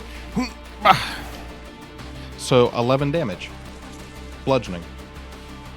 You clobber this thing, and it reels from the strike, but seems to be still perfectly functional. Well, devising a stratagem now that it's got another target distracting it now. Yep. 5 on a die I don't think's gonna do it here. So instead, we're gonna try and trip this thing, which probably isn't gonna go great, but... Do you have to use your devise a stratagem on the trip? No, because a trip is not a strike. It has the attack trait. It does not matter. Okay, fair Devise a enough. stratagem is only if I strike the creature this turn. Try and trip it then. It's going to be 13 on the die plus 6. So that's going to be a 19 total. 19. This thing is, if nothing, very quick. It will actually leap over your swing, your attempt to trip it, and pop back down. Eyes on you. Of course. If you can catch me. Drevin, pay attention. And going to move down to get directly between Drevin and Ultimok, up against Ultimok. Because take your swing when you get the chance, but give me a second. I can get you standing on your feet a little better. Okay. I'm actually fine. I had a potion, and I'm going to take off, and I'm going to get into flanking position with Drevin. Very good. There you go. Swapping positions. Over here now. The swappity-doo!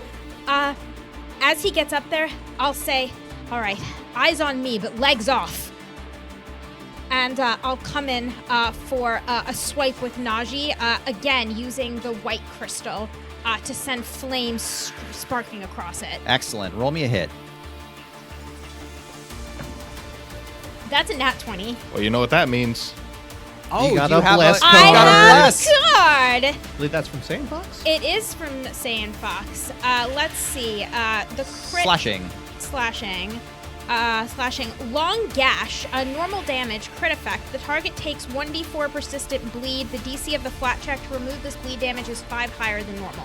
Okay, So it is 20. We'll just say you also crit on top of that. Okay, I mean, it's a 20.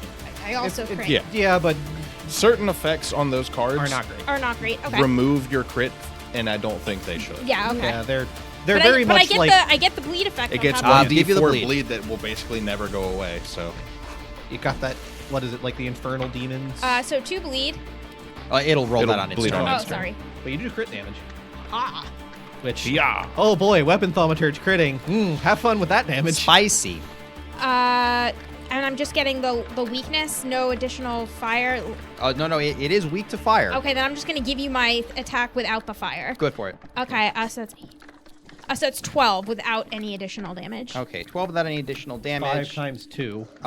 12, so 24 without any additional fire There you go. damage. Okay, make me do more math. That's fine. 24 crit. plus whatever its weakness is. Times 2. Times 2. Oh, it's No, a 24 crit. is the crit. Right, but I have to double the weakness also, right? No, Yes. weakness just triggers. Weakness is just a trigger. Yeah, I didn't Yeah, think it weakness doesn't double. doubled. Okay, that's convenient. Okay, so 24 plus its weakness. Yep. Holy Weakness is crap. just a flat damage bonus. That's why things like Smite you are very cut good. through this thing, blazing fire, and the oil on its body catches, and it blazes briefly as it's almost the entire body is on fire with this brutal slash you cut through this thing. That's right, creature. Back off. And it'll hiss, and it's going to look back between the two of you, unclear as to who it hates more. Just bring a hand up. Right over here, bud. Bring it. Mocker has one more action. You moved up and swung. Mocker will attempt to interpose himself between himself and his cousin. And Corwin? Yeah. So you can take a take a step to kind of get in the way there. Yep. I'm gonna make it have to move through me to get to him. Okay. That sounds good. Move here. Let's see. How mad is this thing? Why doesn't Corwin just go and give me a roll to see how good its taunting is? Only a 7 on the die, so I don't know. Okay, how you're probably doing not. with The immediate trauma of Mocker over completely cutting through it and setting it on fire with a sword somehow has kind of overridden its temporary hatred, and it's going to lunge at Mocker. That's right. Aren't your little eyes bright? It really doesn't like you. So that's a 17 on the die. Boy, 30. howdy. I'm kind of glad you stepped into range for Blood Medicine. That will absolutely crit me. A 30 will crit you.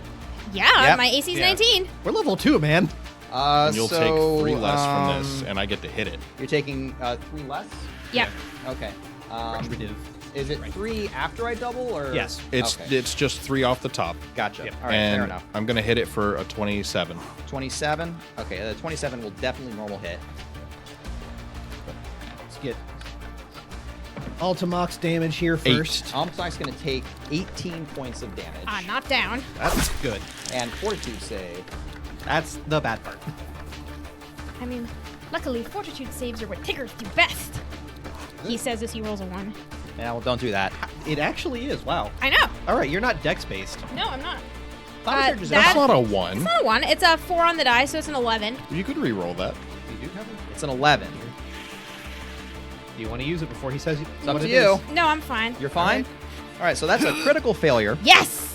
We gotta give Link a chance. Oh, does that actually That trigger? does not trigger No. that. It only triggers on rolls you make. It's only on, She totally made that. It's but it's attack only on rolls. nat ones. Oh, I Yeah, got they you. also Oh. are only nat ones. Oh, And nat ones and only. nat All right, Nat fair ones and enough. nat 20s. So you It's also only feel attack rolls. your body start to go numb a bit, and you feel yourself kind of almost in a haze.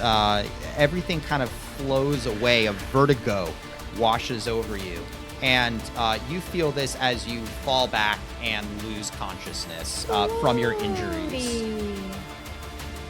That was one action. You hit it for 8 damage. Yes.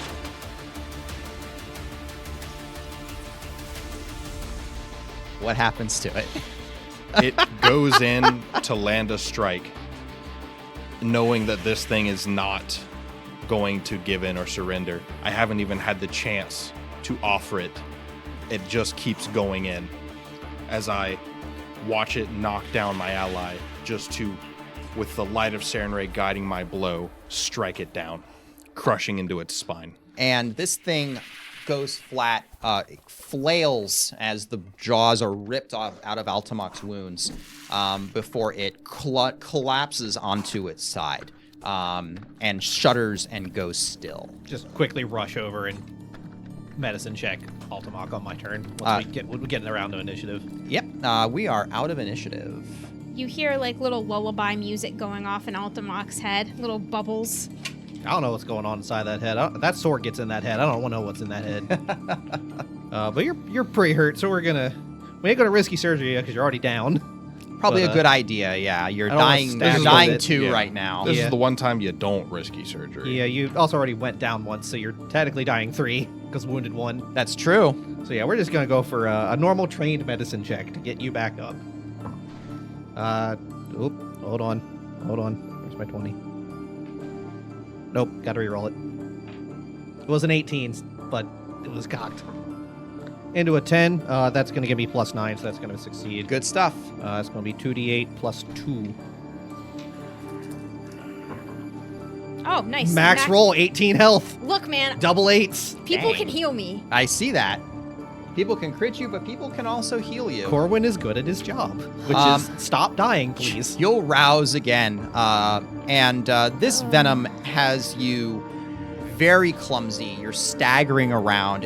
If this had happened in the middle of a fight, you'd have had a very hard time defending yourself. I have an antidote on me, so I am gonna go and try to take it. Sure, absolutely. Between the antidote and just the fact that no one is trying to hit you right now, this poison seems to metabolize very quickly, which is great because it will run its course fairly quickly. It runs, however, quickly enough that if this was a fight, it would be lethal. Yeah. This thing would be able to pull you down very quickly. When Mocker snaps back into consciousness, he can actually hear Naji in his head singing about the righteous blow he dealt this thing before I went down and ruined his moment of glory, and how he had never hit anything that hard, and he's literally turned it into a little sing-song that is going on in Mocker's head, to the point where he almost wishes he was unconscious again, just to escape it. And with Naji's mocking voice in your head, the graveyard falls quiet. You'll hear the creaking of the gates as the guards carefully come in, being led that way by Oleg, actually stumping his way through the cemetery to come over to you. They all arrive and I could pull you out of that chair. stare at the dismembered corpses and the defeated monster on its side, and you took care of them all. Well, someone had to. What I is don't know this what thing? Can I roll a check on it? It's I know a she already got Scalathrax. I told you to quit There you making up go, animals. making up words again. No, really. This time it really is. And That's what you said about the last 3 How did Scalafax. it just showed up when the light's shown again? it lives underground. I'm guessing it came from under the Gauntlight. That thing, it can just send monsters in our midst anytime it wants. Well, and just kind of look over. Is it still blue or It's is it... gone quiet for now, but I think it's at least we got a break for now, but maybe keep an eye on this play. I think you can only just kind of poke it a bit. I don't know if this counts as like a dead thing or not. But it's definitely dead. I'm gonna well, go it's dead in. now. I'm gonna go in and I'm gonna harvest it a little. I'm going to take the fangs for myself and also some for Null. for my friend, my absent friend, because I'll know she'll want it later. I got some alchemy knowledge. Is that oil also worth anything? That Off of it? oil actually, in fact, can be harvested. You'd have to move fairly quickly, and try got to. tools. You've got tools, and you've got a water skin you could empty out, which you could use to go and harvest the oil. I wouldn't want to drink anything out of that skin ever again. Yeah. But you could totally go and harvest that oil. Give me a quick survival check. Survival or crafting? I'm good at both, so. Probably gonna be survival. You're trying to actually like harvest a corpse here. Ready? I can assist if you That's want. going to be... Well, before I say, if you're going to Did try... you want to assist? I might as well. Go for it. No better, no worse. Okay. It's going to be a 22 total. 22, you're able to get enough of this oil together to fill a sack. You have a bulk of Scalathrax oil. With your alchemical knowledge, you know that this stuff can be very useful for brewing potions and is good enough to sell for a good chunk of change on the market to interested parties. I don't know what to do with this problem. I mean, maybe make some of those bombs again, but that ain't my wheelhouse right now. If I'm you- kind of working on If that. you give it to me, I'll make sure we can sell it for a fairly good price. I'll mean- give it to you. I'd rather keep on hand until Nil gets a look at it, but then we can turn a look at the sound. I mean, I just I'll- worry about leaving it with you in case you get excited. I ain't gonna drink it. No, I'm more meant to gamble it away. No, look, that ain't gonna be a problem. Don't worry about it. Right, if you Look, say so. No one's gonna. If I slap a skin of oil on the table, no one's gonna go buying it off me. It ain't a pocket watch or nothing. You've sold odder things. Look, As you It's fine. kind of banter back and forth, a party is moving from the gate, lanterns and torches held aloft as concerned townsfolk move their way into the graveyard. Carefully looking about, you will see that there's some prominent members of the town leading their way in here.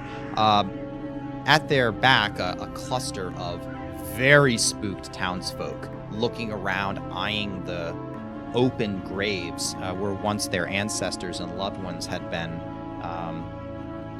entombed. At the head of the column is none other than the mayor himself, Yosef Menhems, a relation of Altamach, in fact. It's my uncle. my boss. Yeah, kind of uncle, like once or twice removed. But they're all uncle. Yeah, exactly. And he'll lead forward and say, nephew, cousin, and Master Drevin.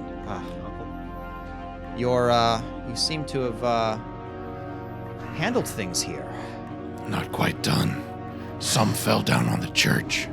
And indeed, the crowd will part, and Tamley will step forward. Tamley Tandervale, the priestess and head librarian and custodian of the library, will come forward, and she looks a bit haggard, as though she has been quite busy. Rest yourself, Drevin. Most of them shattered against the roofs. The few that did make their way down to cause trouble have been dealt with. You doing all right there? You look a bit just tired, or is it can't even get to you? It's not how I expected to spend my evening. Fair enough.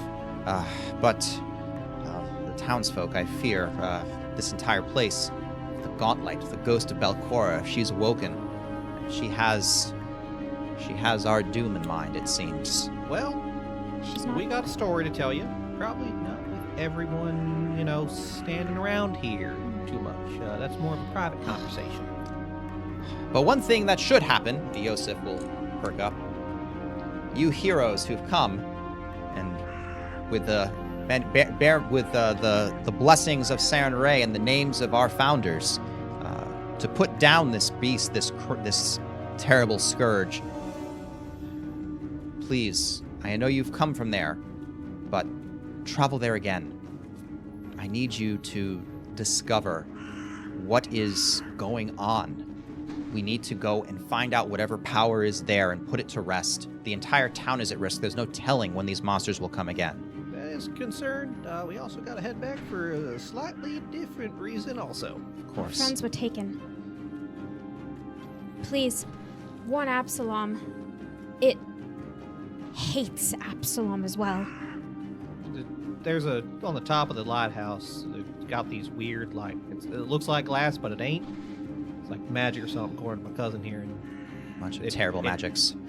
You could see Absalom like it was 3-4 miles out. I could see people in the streets in Otari walking around before this thing looked at the graveyard. Belcora always had a hatred for Absalom. It doesn't surprise me that her fell spirit still stares at it evilly. Well, hopefully we at least kind of told her to screw off a little bit. Huh. We ran into some stuff that's, as I said, private conversation. Well, there's no telling what will happen, but please, we must equip yourselves. You must find your friends. And he'll scan over the crowd, and his eyes seem to stop, and he'll point. Madam Yinyasmera, if you would. The crowd will part from his fingers, and you will notice Corwin actually knows who this is. Yinyasmera runs the Osprey Club, which is a collection of ne'er-do-wells and whatnot, who also sponsor a great number of gambling games. We don't need to talk about that part. Yeah, you've lost quite a great deal of money there and racked up a fair debt as well. It's kind of a But apparently, at the she stays legitimate enough that she manages to keep the authorities off of her. Still, though, Yosef apparently knows enough about her reputation. Please, equip these heroes for their journey back and give them what they need. I'll cover the bill. They have friends to save, and possibly all of us as well. Yinyasmera at first was kind of got a wide-eyed, innocent mask on her face when she was pointed at by the mayor, replaced by an oily smile as she realizes that she's effectively been given a blank check to equip you all with. Yeah. Of course, honored mayor, I will take good care of them. Please, the lot of you, come with me. So, how's business? The townsfolk, seeing that our heroes here are just dispatched this monster and are going to be heading back to Gauntlight to put paid to it, seem noticeably more calm, but still stare with fearful faces across the treetops to where Gauntlight was briefly visible in the gloom. We'll, hey, Oleg, just on the way out. Don't you get a rest for the night, let that wound seal up real proper, and I'll stop by tomorrow before we head on out. I've had worse in my life. But I don't know don't about worry. That thing got you pretty good. Yes, it did. I'll help the Serenades bring up the bodies tomorrow. We can get everyone reburied and we'll give you a hand. He'll clump his way back over to his small cottage on the outskirts of the cemetery and nod, waving over his hand as he moves. At least on the upside, most of the graves are already open. Yeah, there's a grace already open. And says that under him. Trevin, your holy energies are pulsing and flowing through the area. I don't know how you can even concentrate right now. Probably not me. Tamley's right there. Much stronger than I am. That would give me a headache. Glance over again. Please don't be going to try scamming my cousin with anything. It's real dangerous in there. Scamming? Certainly not scamming. I am a legitimate businesswoman, I'll have you know. You'll fall for just about anything. It Would I works. be familiar with her at all? What's your society? +5. You know about Yin Yasmera that she doesn't have the best reputation, but certainly not like someone who would be. She's still a member of society. It's not like she's. How would I put it? She's a capitalist. A devoted capitalist. Yes, indeed. So an Abadaran. Gotcha. Yeah, you could say, yeah, effectively it's, you probably shouldn't deal with her. You should probably leave her alone kind of thing. But apparently, Yosef Menems, the mayor, has chosen her to come and assist you. He owe you a favor? Oh, please. The mayor's covering this visit. Although, my dear friend Corwin, as she walks you all away, there is something you can do since you're going exploring that place. A number of the club were doing some ruin delving over there, and they haven't come back yet. Do keep an eye out for them if you wouldn't mind. If you can bring them back, well, we could start. I could consider your debts. Well, that'd be appreciated. I mean, if we find anyone, plan is bringing them back, but we ain't found nothing but some weird little blue fellas that ain't none too friendly and some real spooky stuff. Well, they're not. They're fairly competent folk, but there's given that light, there's no telling what else will come of them. Fair enough. Please go and see what you can get. Of course. I mean, it's still pretty late out. We want to head back in now, or Well, Not immediately. I mean, I'd like to we gotta see. find Nil and Calvin. We also have to get re-equipped, and We're I no have to- good to them if we're half dead Look, ourselves. I can take care of the wounds. That ain't an issue. Just I have to think. look. Let's get our stuff. Get on supplied back up. Get Can everything you- we need to. Don't go sending more people out for the time being. Oh, don't you worry. You seen the faces on these townsfolk? On the guards? No one's getting out of town. No one's going to sleep well for weeks. I promise you that. I'll tell you, my bar business is going to be booming. Keep the liquor flowing, and maybe double order this time when the boat comes past. Not to worry. I've got it well in hand, Corbin. Of course, you're welcome to come by anytime you like. Yeah, how's the boys doing over there? Anyone Well, needing aside a from the stitch up? 4 that I'm missing right now, they might need a stitch up should you find them. That's hopefully not. I mean, fingers crossed and whatnot.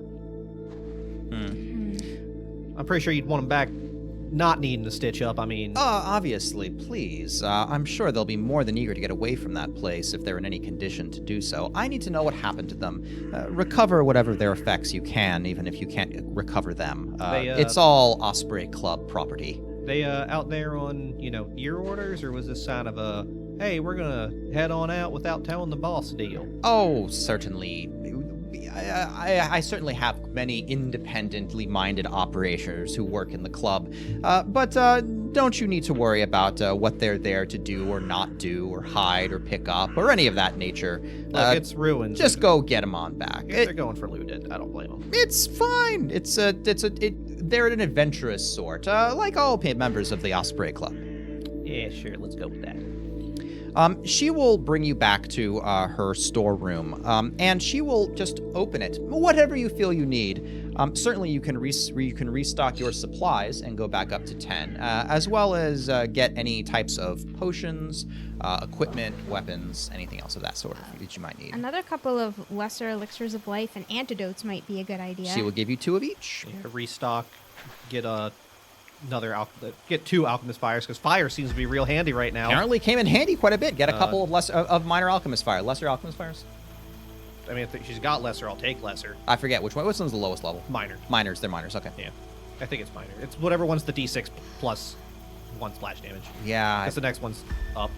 We can figure it They out. will figure it out later. We know which one you got. We know what we're buying. We don't have the cards in front of us, so. I must. I assume that we'll just do inventory. Yeah, well, we can After. do bookkeeping afterwards. That's fine. I must ask. Do you know any virgins? What? Why, Altamach, a proposal, and we've only just met. Oh, no, I didn't mean it like that. And he'll blush a little. It's the spirits, the ghosts. We ain't sacrificing no No, one. I'm not going to ask them to sacrifice. I'm looking for a lock of hair. Look, I don't know what can ideas just you cut got in some your of head mine. from Nil and Calbum. Oh, you're a virgin? Oh, that is so convenient. To my knowledge. We won't go there. And I'll actually cut a little bit of lock off of his hair, and I'll tie it up with some twine. It's more of a tuft than a lock coming That's off fine. of a knoll. And I'll actually tuck it in with my Saren Ray thing, and I'll be like, my armor, it is complete again. Well, Whatever you certainly helps seem you. like an up-and-comer. If you ever did want to actually go and make a proper proposal, there are forms we have to follow and all of that. What? Oh, like to go on a date? Well, I'm assuming that's what you were asking. I mean, you're very attractive, and I mean, I wouldn't want to impose, but Now, Yin, I'm just going to go ahead and give you a warning here. There's a dwarf lady. Got a real kind of obsession with my cousin here. Now, I don't want you to take this as me threatening you. Oh, I think they got a little bit of a thing. She was real nasty about Rin when she just said hello. a rival. All good men have one. am If I- you're serious, I'll fight for you. No worries. what have I gotten myself into? We'll talk bit of a about it on the mess. road. Okay. But brave heroes, please don't let me keep you. You may wish to rest. You may wish to head out immediately. Whatever you choose, please do remember, good old Ines Mera is here for you. And don't forget my friends at the Osprey Club. Certainly will not. Kind of hard to. He'll dig around for a minute and pull out a slightly wilted but still beautifully smelling flower and hand it to her. I suppose until we meet again. Oh, favor. You're very gallant. And she'll tuck it within her robes. You, I mean, there's a couple other things I'll probably get my hands on here if you're offering. I Hey! mean, And I'll go like this. Look. Get your hands on. I just made you I can't. meant for throwing weapons. Look at that. I Oh. can't exactly get to the bow too easy in the middle of combat. Oh, sorry. I thought we were talking about something else. No, Let's look, worry about what we need in the Just morning. kind of look at Yen and just. Not to worry. It the ain't no mayor's offense paying. at you, but you and me, I'm sorry, that probably ain't gonna be happening. You're far too irresponsible. It would never What? work out. You're asking me to go find your boys. Yes, because you're the only one, and you and your very responsible friends. I'll just nod at that. Yeah. I ain't irresponsible. I'm just bad at cards. It ain't my fault they're fun. You just need practice. Come on by and get some anytime you'd like. You offered me 3 times already. I've been here 3 times. I've been down 30 gold. Let's go, Drevin. We'll worry about it in the morning with supplies. We need rest, or we won't be able to find anyone. Of course. Please, go and rest yourselves. And she'll wave you off and bid you a pleasant night as she gleefully checks down the tally of items that she was that you've taken with you. Just kind of wait for them to go and step out and just kind of nudge her and, hey, maybe ask, you got the mayor's permission to maybe double the cost on mine, knock a little off the top. Please, I'm a legitimate businesswoman. Yeah, but these are real fine knives you got here and some real high quality alchemical agents. Don't tell me how to do my business, and I won't tell you how to play cards. You were just trying to tell me how to play cards. I was telling you to play cards. It's different. Fine. Just head out with his head hung low a little bit. You can, if you have lodgings in town, you can certainly go there. Rin would certainly be more than happy to let you stay in her place, which is basically in the open with some tent walls around. I got a house. It ain't the Yeah, best, you but probably live here, I'd I have imagine. a church. All right, perfect. I was staying with my cousin anyway. Oh, well, there you you want go. the bed or the floor? Because I only got the one. I'll sleep on the floor. Alrighty, we can swap tomorrow. You all sleep very soundly. Mocker does not sleep soundly. What else is new? It's the Eye of Sauron. It's not quite the Eye of Sauron, but You got there's ghosts in your blood. a Do cocaine whistling, about it. almost like wind coming through gaps in an abandoned house, and you feel this wind kind of echo in your dreams.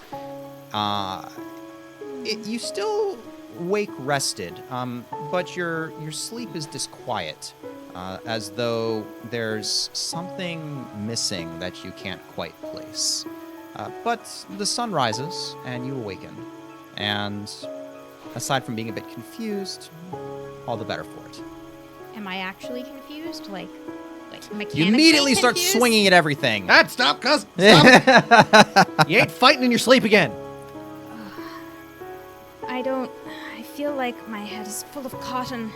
I don't like it. Look, hold on. Just step over. The only things in Corwin's house are... it's a one room. It is a bed on one side, a small little, like, outcropping on the other that has a work table in it, a very large table that looks like a person could lay out on it if they needed, medical attention. And that's really about it besides a work desk. So it's your bed, it's your meth lab, and it's your It's not a meth dissection lab. table. I'm trying to figure out how to make better medicine. And you get It's a meth lab. Calbum would consider it this probably, but that's not what the aim is. when you sleep, you get con Times level. times level and hit points, right? Yep. I can train you. I can. Plus, treat we wounds have you access every to 10 a lot minutes. of. Yeah, I mean, Okay. Just assume You it's are full full Okay. health. between your lay on hands and your Okay. constantly your treat wounds, I and might you'll be stab fine. you a little to make the medicine work better, but Or you just will because get you're the full annoyed health. with me. Also, the risky surgery is definitely a chance to just like shut up. But Risky Look. surgery. Just No poking. look, cuz just hang on a minute. Just sit on the edge of the bed, get yourself upright, and step over to the alchemist lab. And Pull out currently, some there's no like potions attempted to be being brewed or anything. It's coffee. There you It go. isn't like the alembics and everything set up to move the coffee over and just drip feed it. Step over.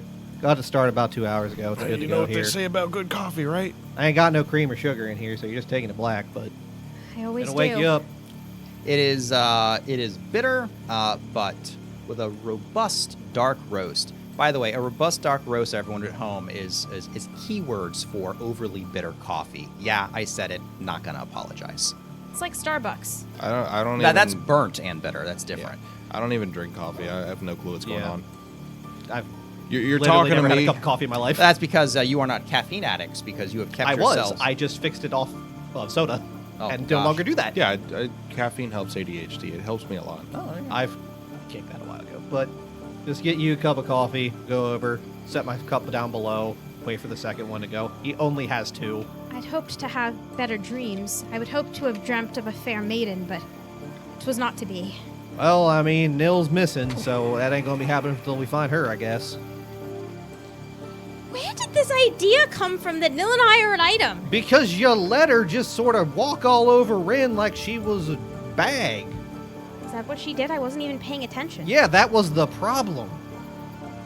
I was focused on other things. I Look. had existential issues to deal with. Look, I don't know what you and Nil got up to before we all went over to that fishery, but she took a liking to you, from at least from my looks of things.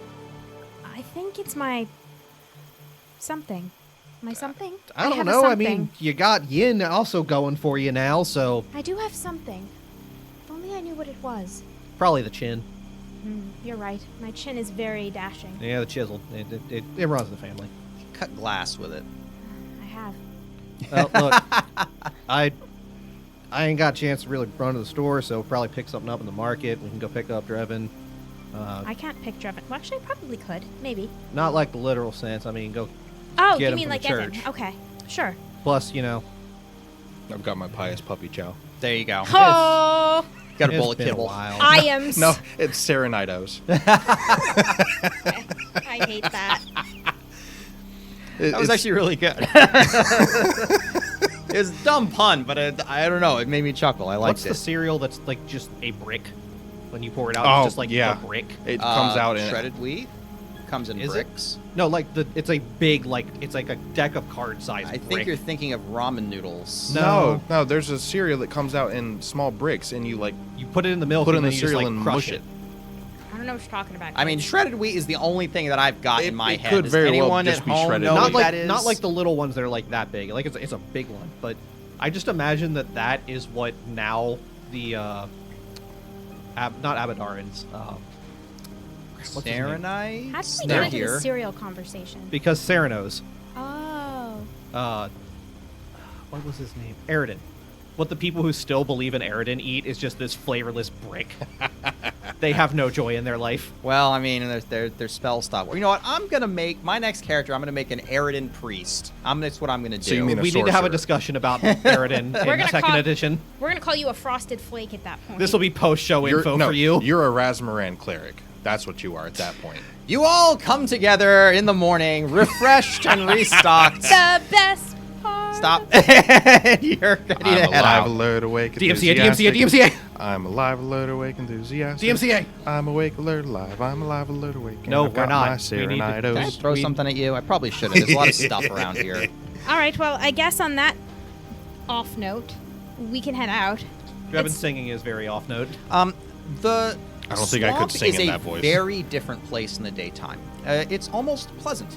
You're walking through a forest. There is light streams through the trees, dappling shadows and light on the floor as the wind moves them slightly, creating this shifting, pleasant experience. In fact, morning walks through the forest is something of a pastime that most all townspeople tend to enjoy.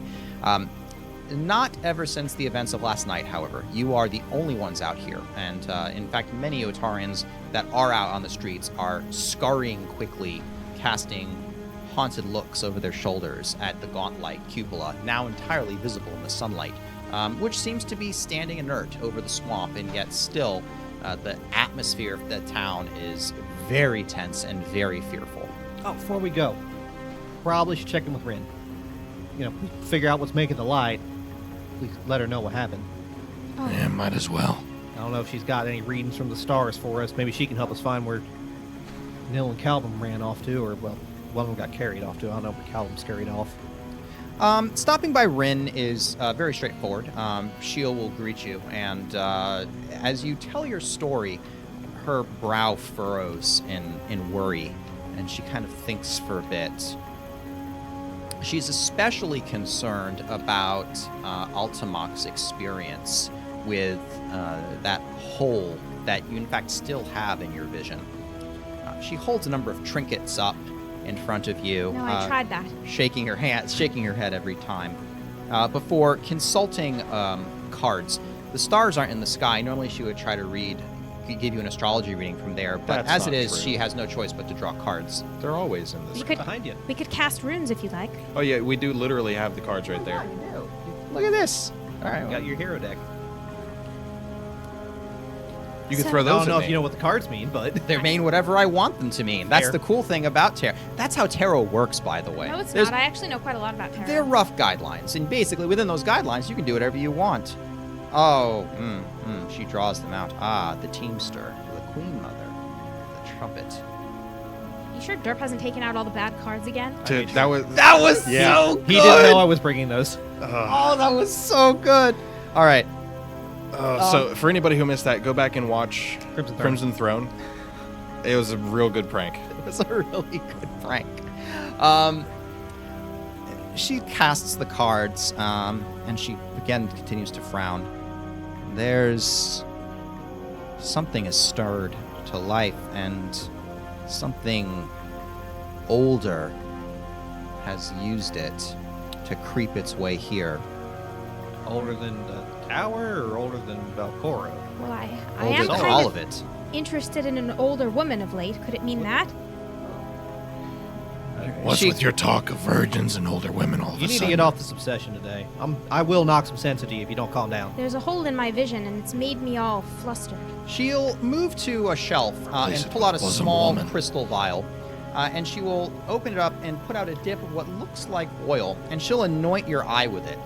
It doesn't seem to fix the Just- problem. You don't really notice it, Oh, but it that's has a uncomfortable. fairly pleasant scent, and she'll stop with the bottle and hand it to you. It's the best I can do. Yeah, you have a bottle actually right I'll there. fill it. I'll see what I can do about that. but- Perhaps something. What does it smell like? It has a light lilac scent to it. That sounds like it would be uncomfortable on your eyeball. Eyelid. She didn't know the eyeball. That's gonna get Yeah, into just your hold eye. On, hold on, just. But she offers it to you. It's the best I can do.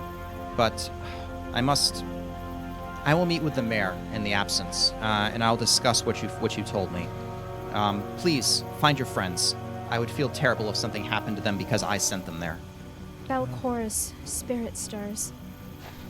Well, stirred. I mean, hopefully we got the thing dismissed and ain't gonna be coming back. But Well, the bright side is that these people are taking it seriously now. I told others, before you came by. She stirs in her slumber. stirring. I mean, them recognizing it's fine, but whole town's in a tizzy after what happened last night. Hopefully they calm down soon, because otherwise, I mean, ain't no one gonna be able to live their lives like normal. Well, see what you can find, and hopefully, Let's go. between all of you, you can make some work of it. You know a bunch more about magic than I do. I mean, if we get the place secure enough, getting you out there to take a look at that lens at the top ain't a bad idea. As you but- mention it, she whole body actually reflexively tenses up. I don't think I could. I mean, I could take some notes and see if Cuz can get some readings and whatnot of whatever this hoo-ha is. Of course, and any notes you can find, please. Ain't much on the top floor, but we at least know there's two more down below, according to the... we ran into some blue fellas real short, but they said that there's at least two other floors that we know of. Well, Plus- please see what you can find. We did find a teleportation circle, so that was There's- concerning on how... If that's there's no telling how large that complex is. That's my concern, and It goes deep. If the creature is any clue, it's underground at least. those things live deep and only deep. Let's go on, get into the Yes. Gauntlight itself and see what we can find. Hopefully it's Calvin Nil and not bodies. Please, if you can. I think I might be allergic to that cat. Perhaps that's what's up with my eye. Well, let's get on out of town then. And musing as you do, you take the path back to Gauntlight as you move. Pleasant walk, otherwise, and no sign of will-o-wisps, no sign of creatures lurking in the swamps. You manage to make your way and find yourself once again back in the halls of Gauntlight. I hate you so much. Why are you like this? I cannot help myself. I'm next You to him for should. this one session, so he had to go I had destroy to. me. Of course. This is why we don't sit Jen beside Dirk. That's normally. true. That is absolutely true. But get back across the bridge. Look, Well, there's no bridge. You have to jump it. well, that's what. Well, we got the rope. You do have the rope. So, take a sec here. Get our way across. I'm gonna get at trying to least jump across. something for us to balance across here. Like, come help me get like a tree limb or something. At least we got something to get across here that's beyond just With climbing. some work between you guys have enough supplies and you can harvest some stuff to be able to cobble together a makeshift balance beam to get across. You don't have to worry about jumping it every single time. If we find Callum, we know how well that went the first time. We want him having a way across. Driving just throw him, it'll be fine. It's called Gnome Ball. Gnome ball. That's exactly what it's called. We know where the lighthouse is, and Well- we got that building out back. So looking through, you can see that there is in the main building, there are those doors that were basically marked as like the insect nursery, and another door that was marked as the No reason don't to go here. in here. There are a couple more doors. There's another door that you can see, and then to the right of it, you can see an area which was probably at once a door, but the roof has collapsed in, creating this mound of earth that ramps up to the top of it. And you could probably get over it and squeeze into the room beyond. It would be a tight fit, especially for Drevin. But that's another possible way. The two other ways that you haven't tried yet. Why don't we let me get on? I mean, I'm slender. We're slender enough to at least take a look, see what we got in there. They don't Feel got no free. markings up here. Do I see any Mitflit like drawings or anything? You look at the place, and even if there was some Mitflit drawings, you don't see anything. There isn't really any room for them. There's just, it's so much debris is over here. You don't see any sign of anything in particular in this area aside from just your normal graffiti, like, you know, Gig was here and stuff of that nature. Head on up. That's I'm assuming like the far top right of the map here. Far top right of the map, yeah. So those double doors that you see there is that mound of earth that you're gonna have to kind of clamber over to squeeze in. Okay. I'm gonna try just try and go through with stealth and just like, hey, Sure. hang back just a sec. He said they got pets, and we ain't seen none of them yet. All right. I'll continue to read the area. I ain't gonna be going in. I'm just taking a look. You're gonna crawl on hands and knees, and you're gonna peek your head over. Go ahead and just give me a perception check while you're up there. I can do that. Is that cocked? Yes. That's a 5. It got worse. It's only a 14. 14, you look around and you peer and you see at first it's hard to tell. It's very gloomy in the other room, although there is some sunlight coming in. And then you realize you didn't notice this thing because it was way bigger than you expected it. You see a shift of brown and a leg moves, and coming into view is this massive scorpion. This thing is easily the size of a horse, and it kind of just moves around a little lazily and then sets its bulk down and just almost rests. You can see bones and the remnants of creatures that apparently the Mitflits have thrown in here to feed this giant scorpion to keep it tame. But this thing looks amazingly fierce, and you really don't want to go in there. Certainly not. Maybe if you wanted to go in there, you'd roll Drevin in first because this thing looks terrifying. Well, you know what we left behind specifically for this instance? Two party members? No. A big old maggot.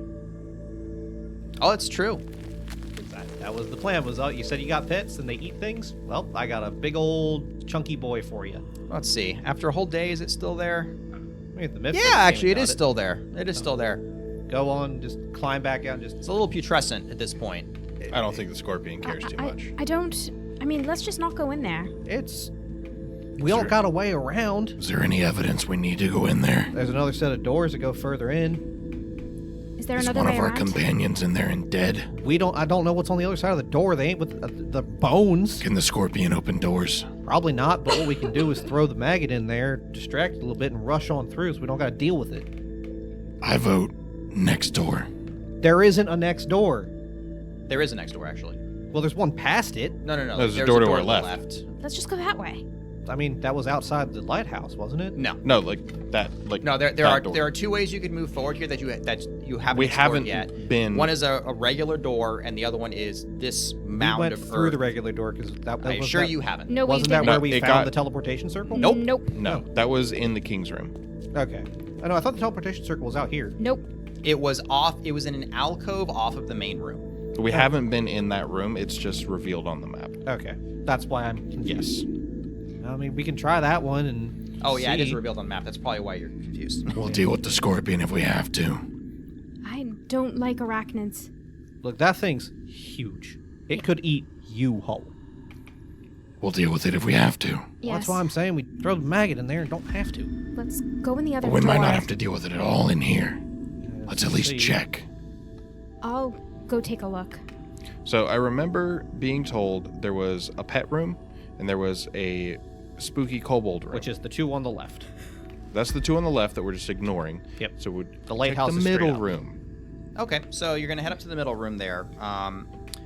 The room here is again, this door, it's been soaked with moisture. It's in terrible condition.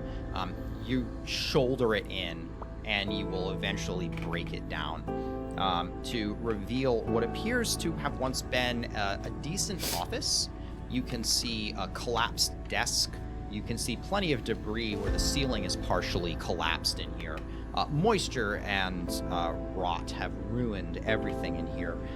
But you can see that the desk has a compartment that was once hidden, has flopped open, and there are some vials that are wax sealed and stoppered in this area. Apparently just laying here. No one's noticed it before. I mean, I can take a look at them, see what they are. Yeah, you could pop them off. You look at it, and they are labeled, but we'll go over them later. Okay. It's not really helpful right now. But, Didn't know if you needed crafting checks on anything. Nope. They're pretty clearly labeled in tags, and you could figure them out without too much difficulty. The room here is pretty open. Looking around, I don't know if you want to give me a perception check for the searcher. I'd imagine we're all searching right now. Yeah, we're Yeah. trying to We're find trying our to friends. find our We- friends. We're also in an area that we're like, we know that the things here are probably not going to attack us. A 20 total. It's only 15. Okay. You're gonna take a look, and let's see here. You can tell that there is a panel set into the wall, which if you prise open, you will reveal a set of stairs leading down into darkness. You found a path down into the lower depths of the dungeon. However, the scent wafting up from there is musty and entirely undisturbed. If your So friends no were hauled sense of away, friends. huh? No No s- scent of friends. Yeah. No, apparently they did not come this way. Close that back up. Yeah. We don't want mushroom-eyed people, he said, coming up here. That half-opened panel is just right Pop back. There is another door, very plain, to the north where you can go. I'm going to pull out a bit of chalk and just on the wall. Big old oval. There you go. Circle in the center. Doorway.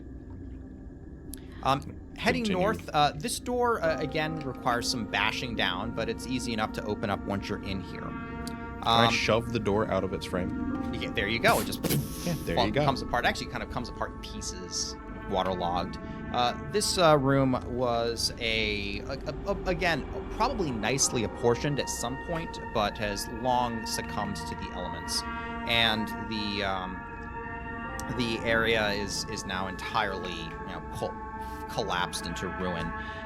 There is one thing that you do see is on the wall of the room is on a dilapidated shelf is a ring of keys, many of which are rusted into uselessness, but there are two that you find that are of interest. One of those keys, Corin's eyes will light up when he sees it.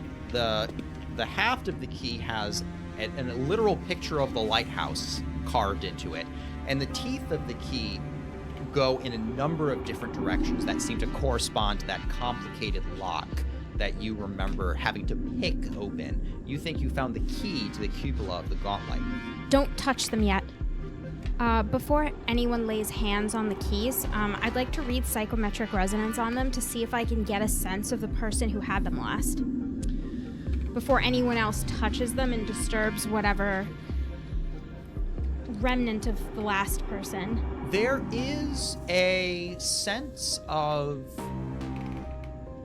calm duty that you pick up from it. It doesn't seem as though Belcora was so crass as to have to handle her own keyring. You go and pick up these keys, and you look at them, and even though this seems to go to the Gauntlight itself, there's no malice aura of malice around this. This key it's just a tool that was used by devoted servants. Wouldn't be surprised there's more than just the one. There is a second key, and this key is also made out of bronze, oxidized badly, but able to be brushed up. And this key, it goes to no lock that you found yet, but certainly seems usable. Perhaps this key could be useful to get into some place we haven't been. Wiping away the haft, you can see a picture of a book on it. Perhaps the library. Probably ain't one on this floor, at least we've seen so far, unless it's in that back room, but hardly seeing a library up here standing much to the swamp. I'd imagine not. Either Not way, that the books would be much use anyways after so much time. that's what I'm thinking, but good to keep on hand. It could be further down. That's pretty much all there is to this room. Pretty small. Well, there isn't actually, because at first, yes, it seems, but you can see a crack of light in the wall, and observing it a bit closer, you can see it's a hidden door which is just cracked open, built perfectly into the wall. You wouldn't have noticed it if it weren't cracked open. You can see what is cracking it open is in fact some bony fingers, which apparently reached around to claw at the door to open it, but apparently died long ago. You can shoulder this door open. Slide the blade in and like knock them off to make sure they're not going to jump at us. No, they break away and fall down, and you're able to shoulder this door open. And what you see before you is something very concerning. Altamoc's head stabs with pain as soon as you walk into this room. This area is, again, just as dilapidated and broken as everything else here. But this was once a fairly grand shrine of some sort. Can I identify what kind? You can. Go ahead and give me a religion check. Mocker will drop to one knee, clutching at his eye. Just gonna support him. 22. A Can't be doing this right 22. You look over this, and you can see symbols carved into the walls. White marble, very common in this, but there are... the area is damp. It is condensed moisture lingers on these walls. The haunting feeling of this area is palpable as you walk into it. You feel this malevolent presence. Different from the Gauntlight, this is less personal. This is a more general antithesis.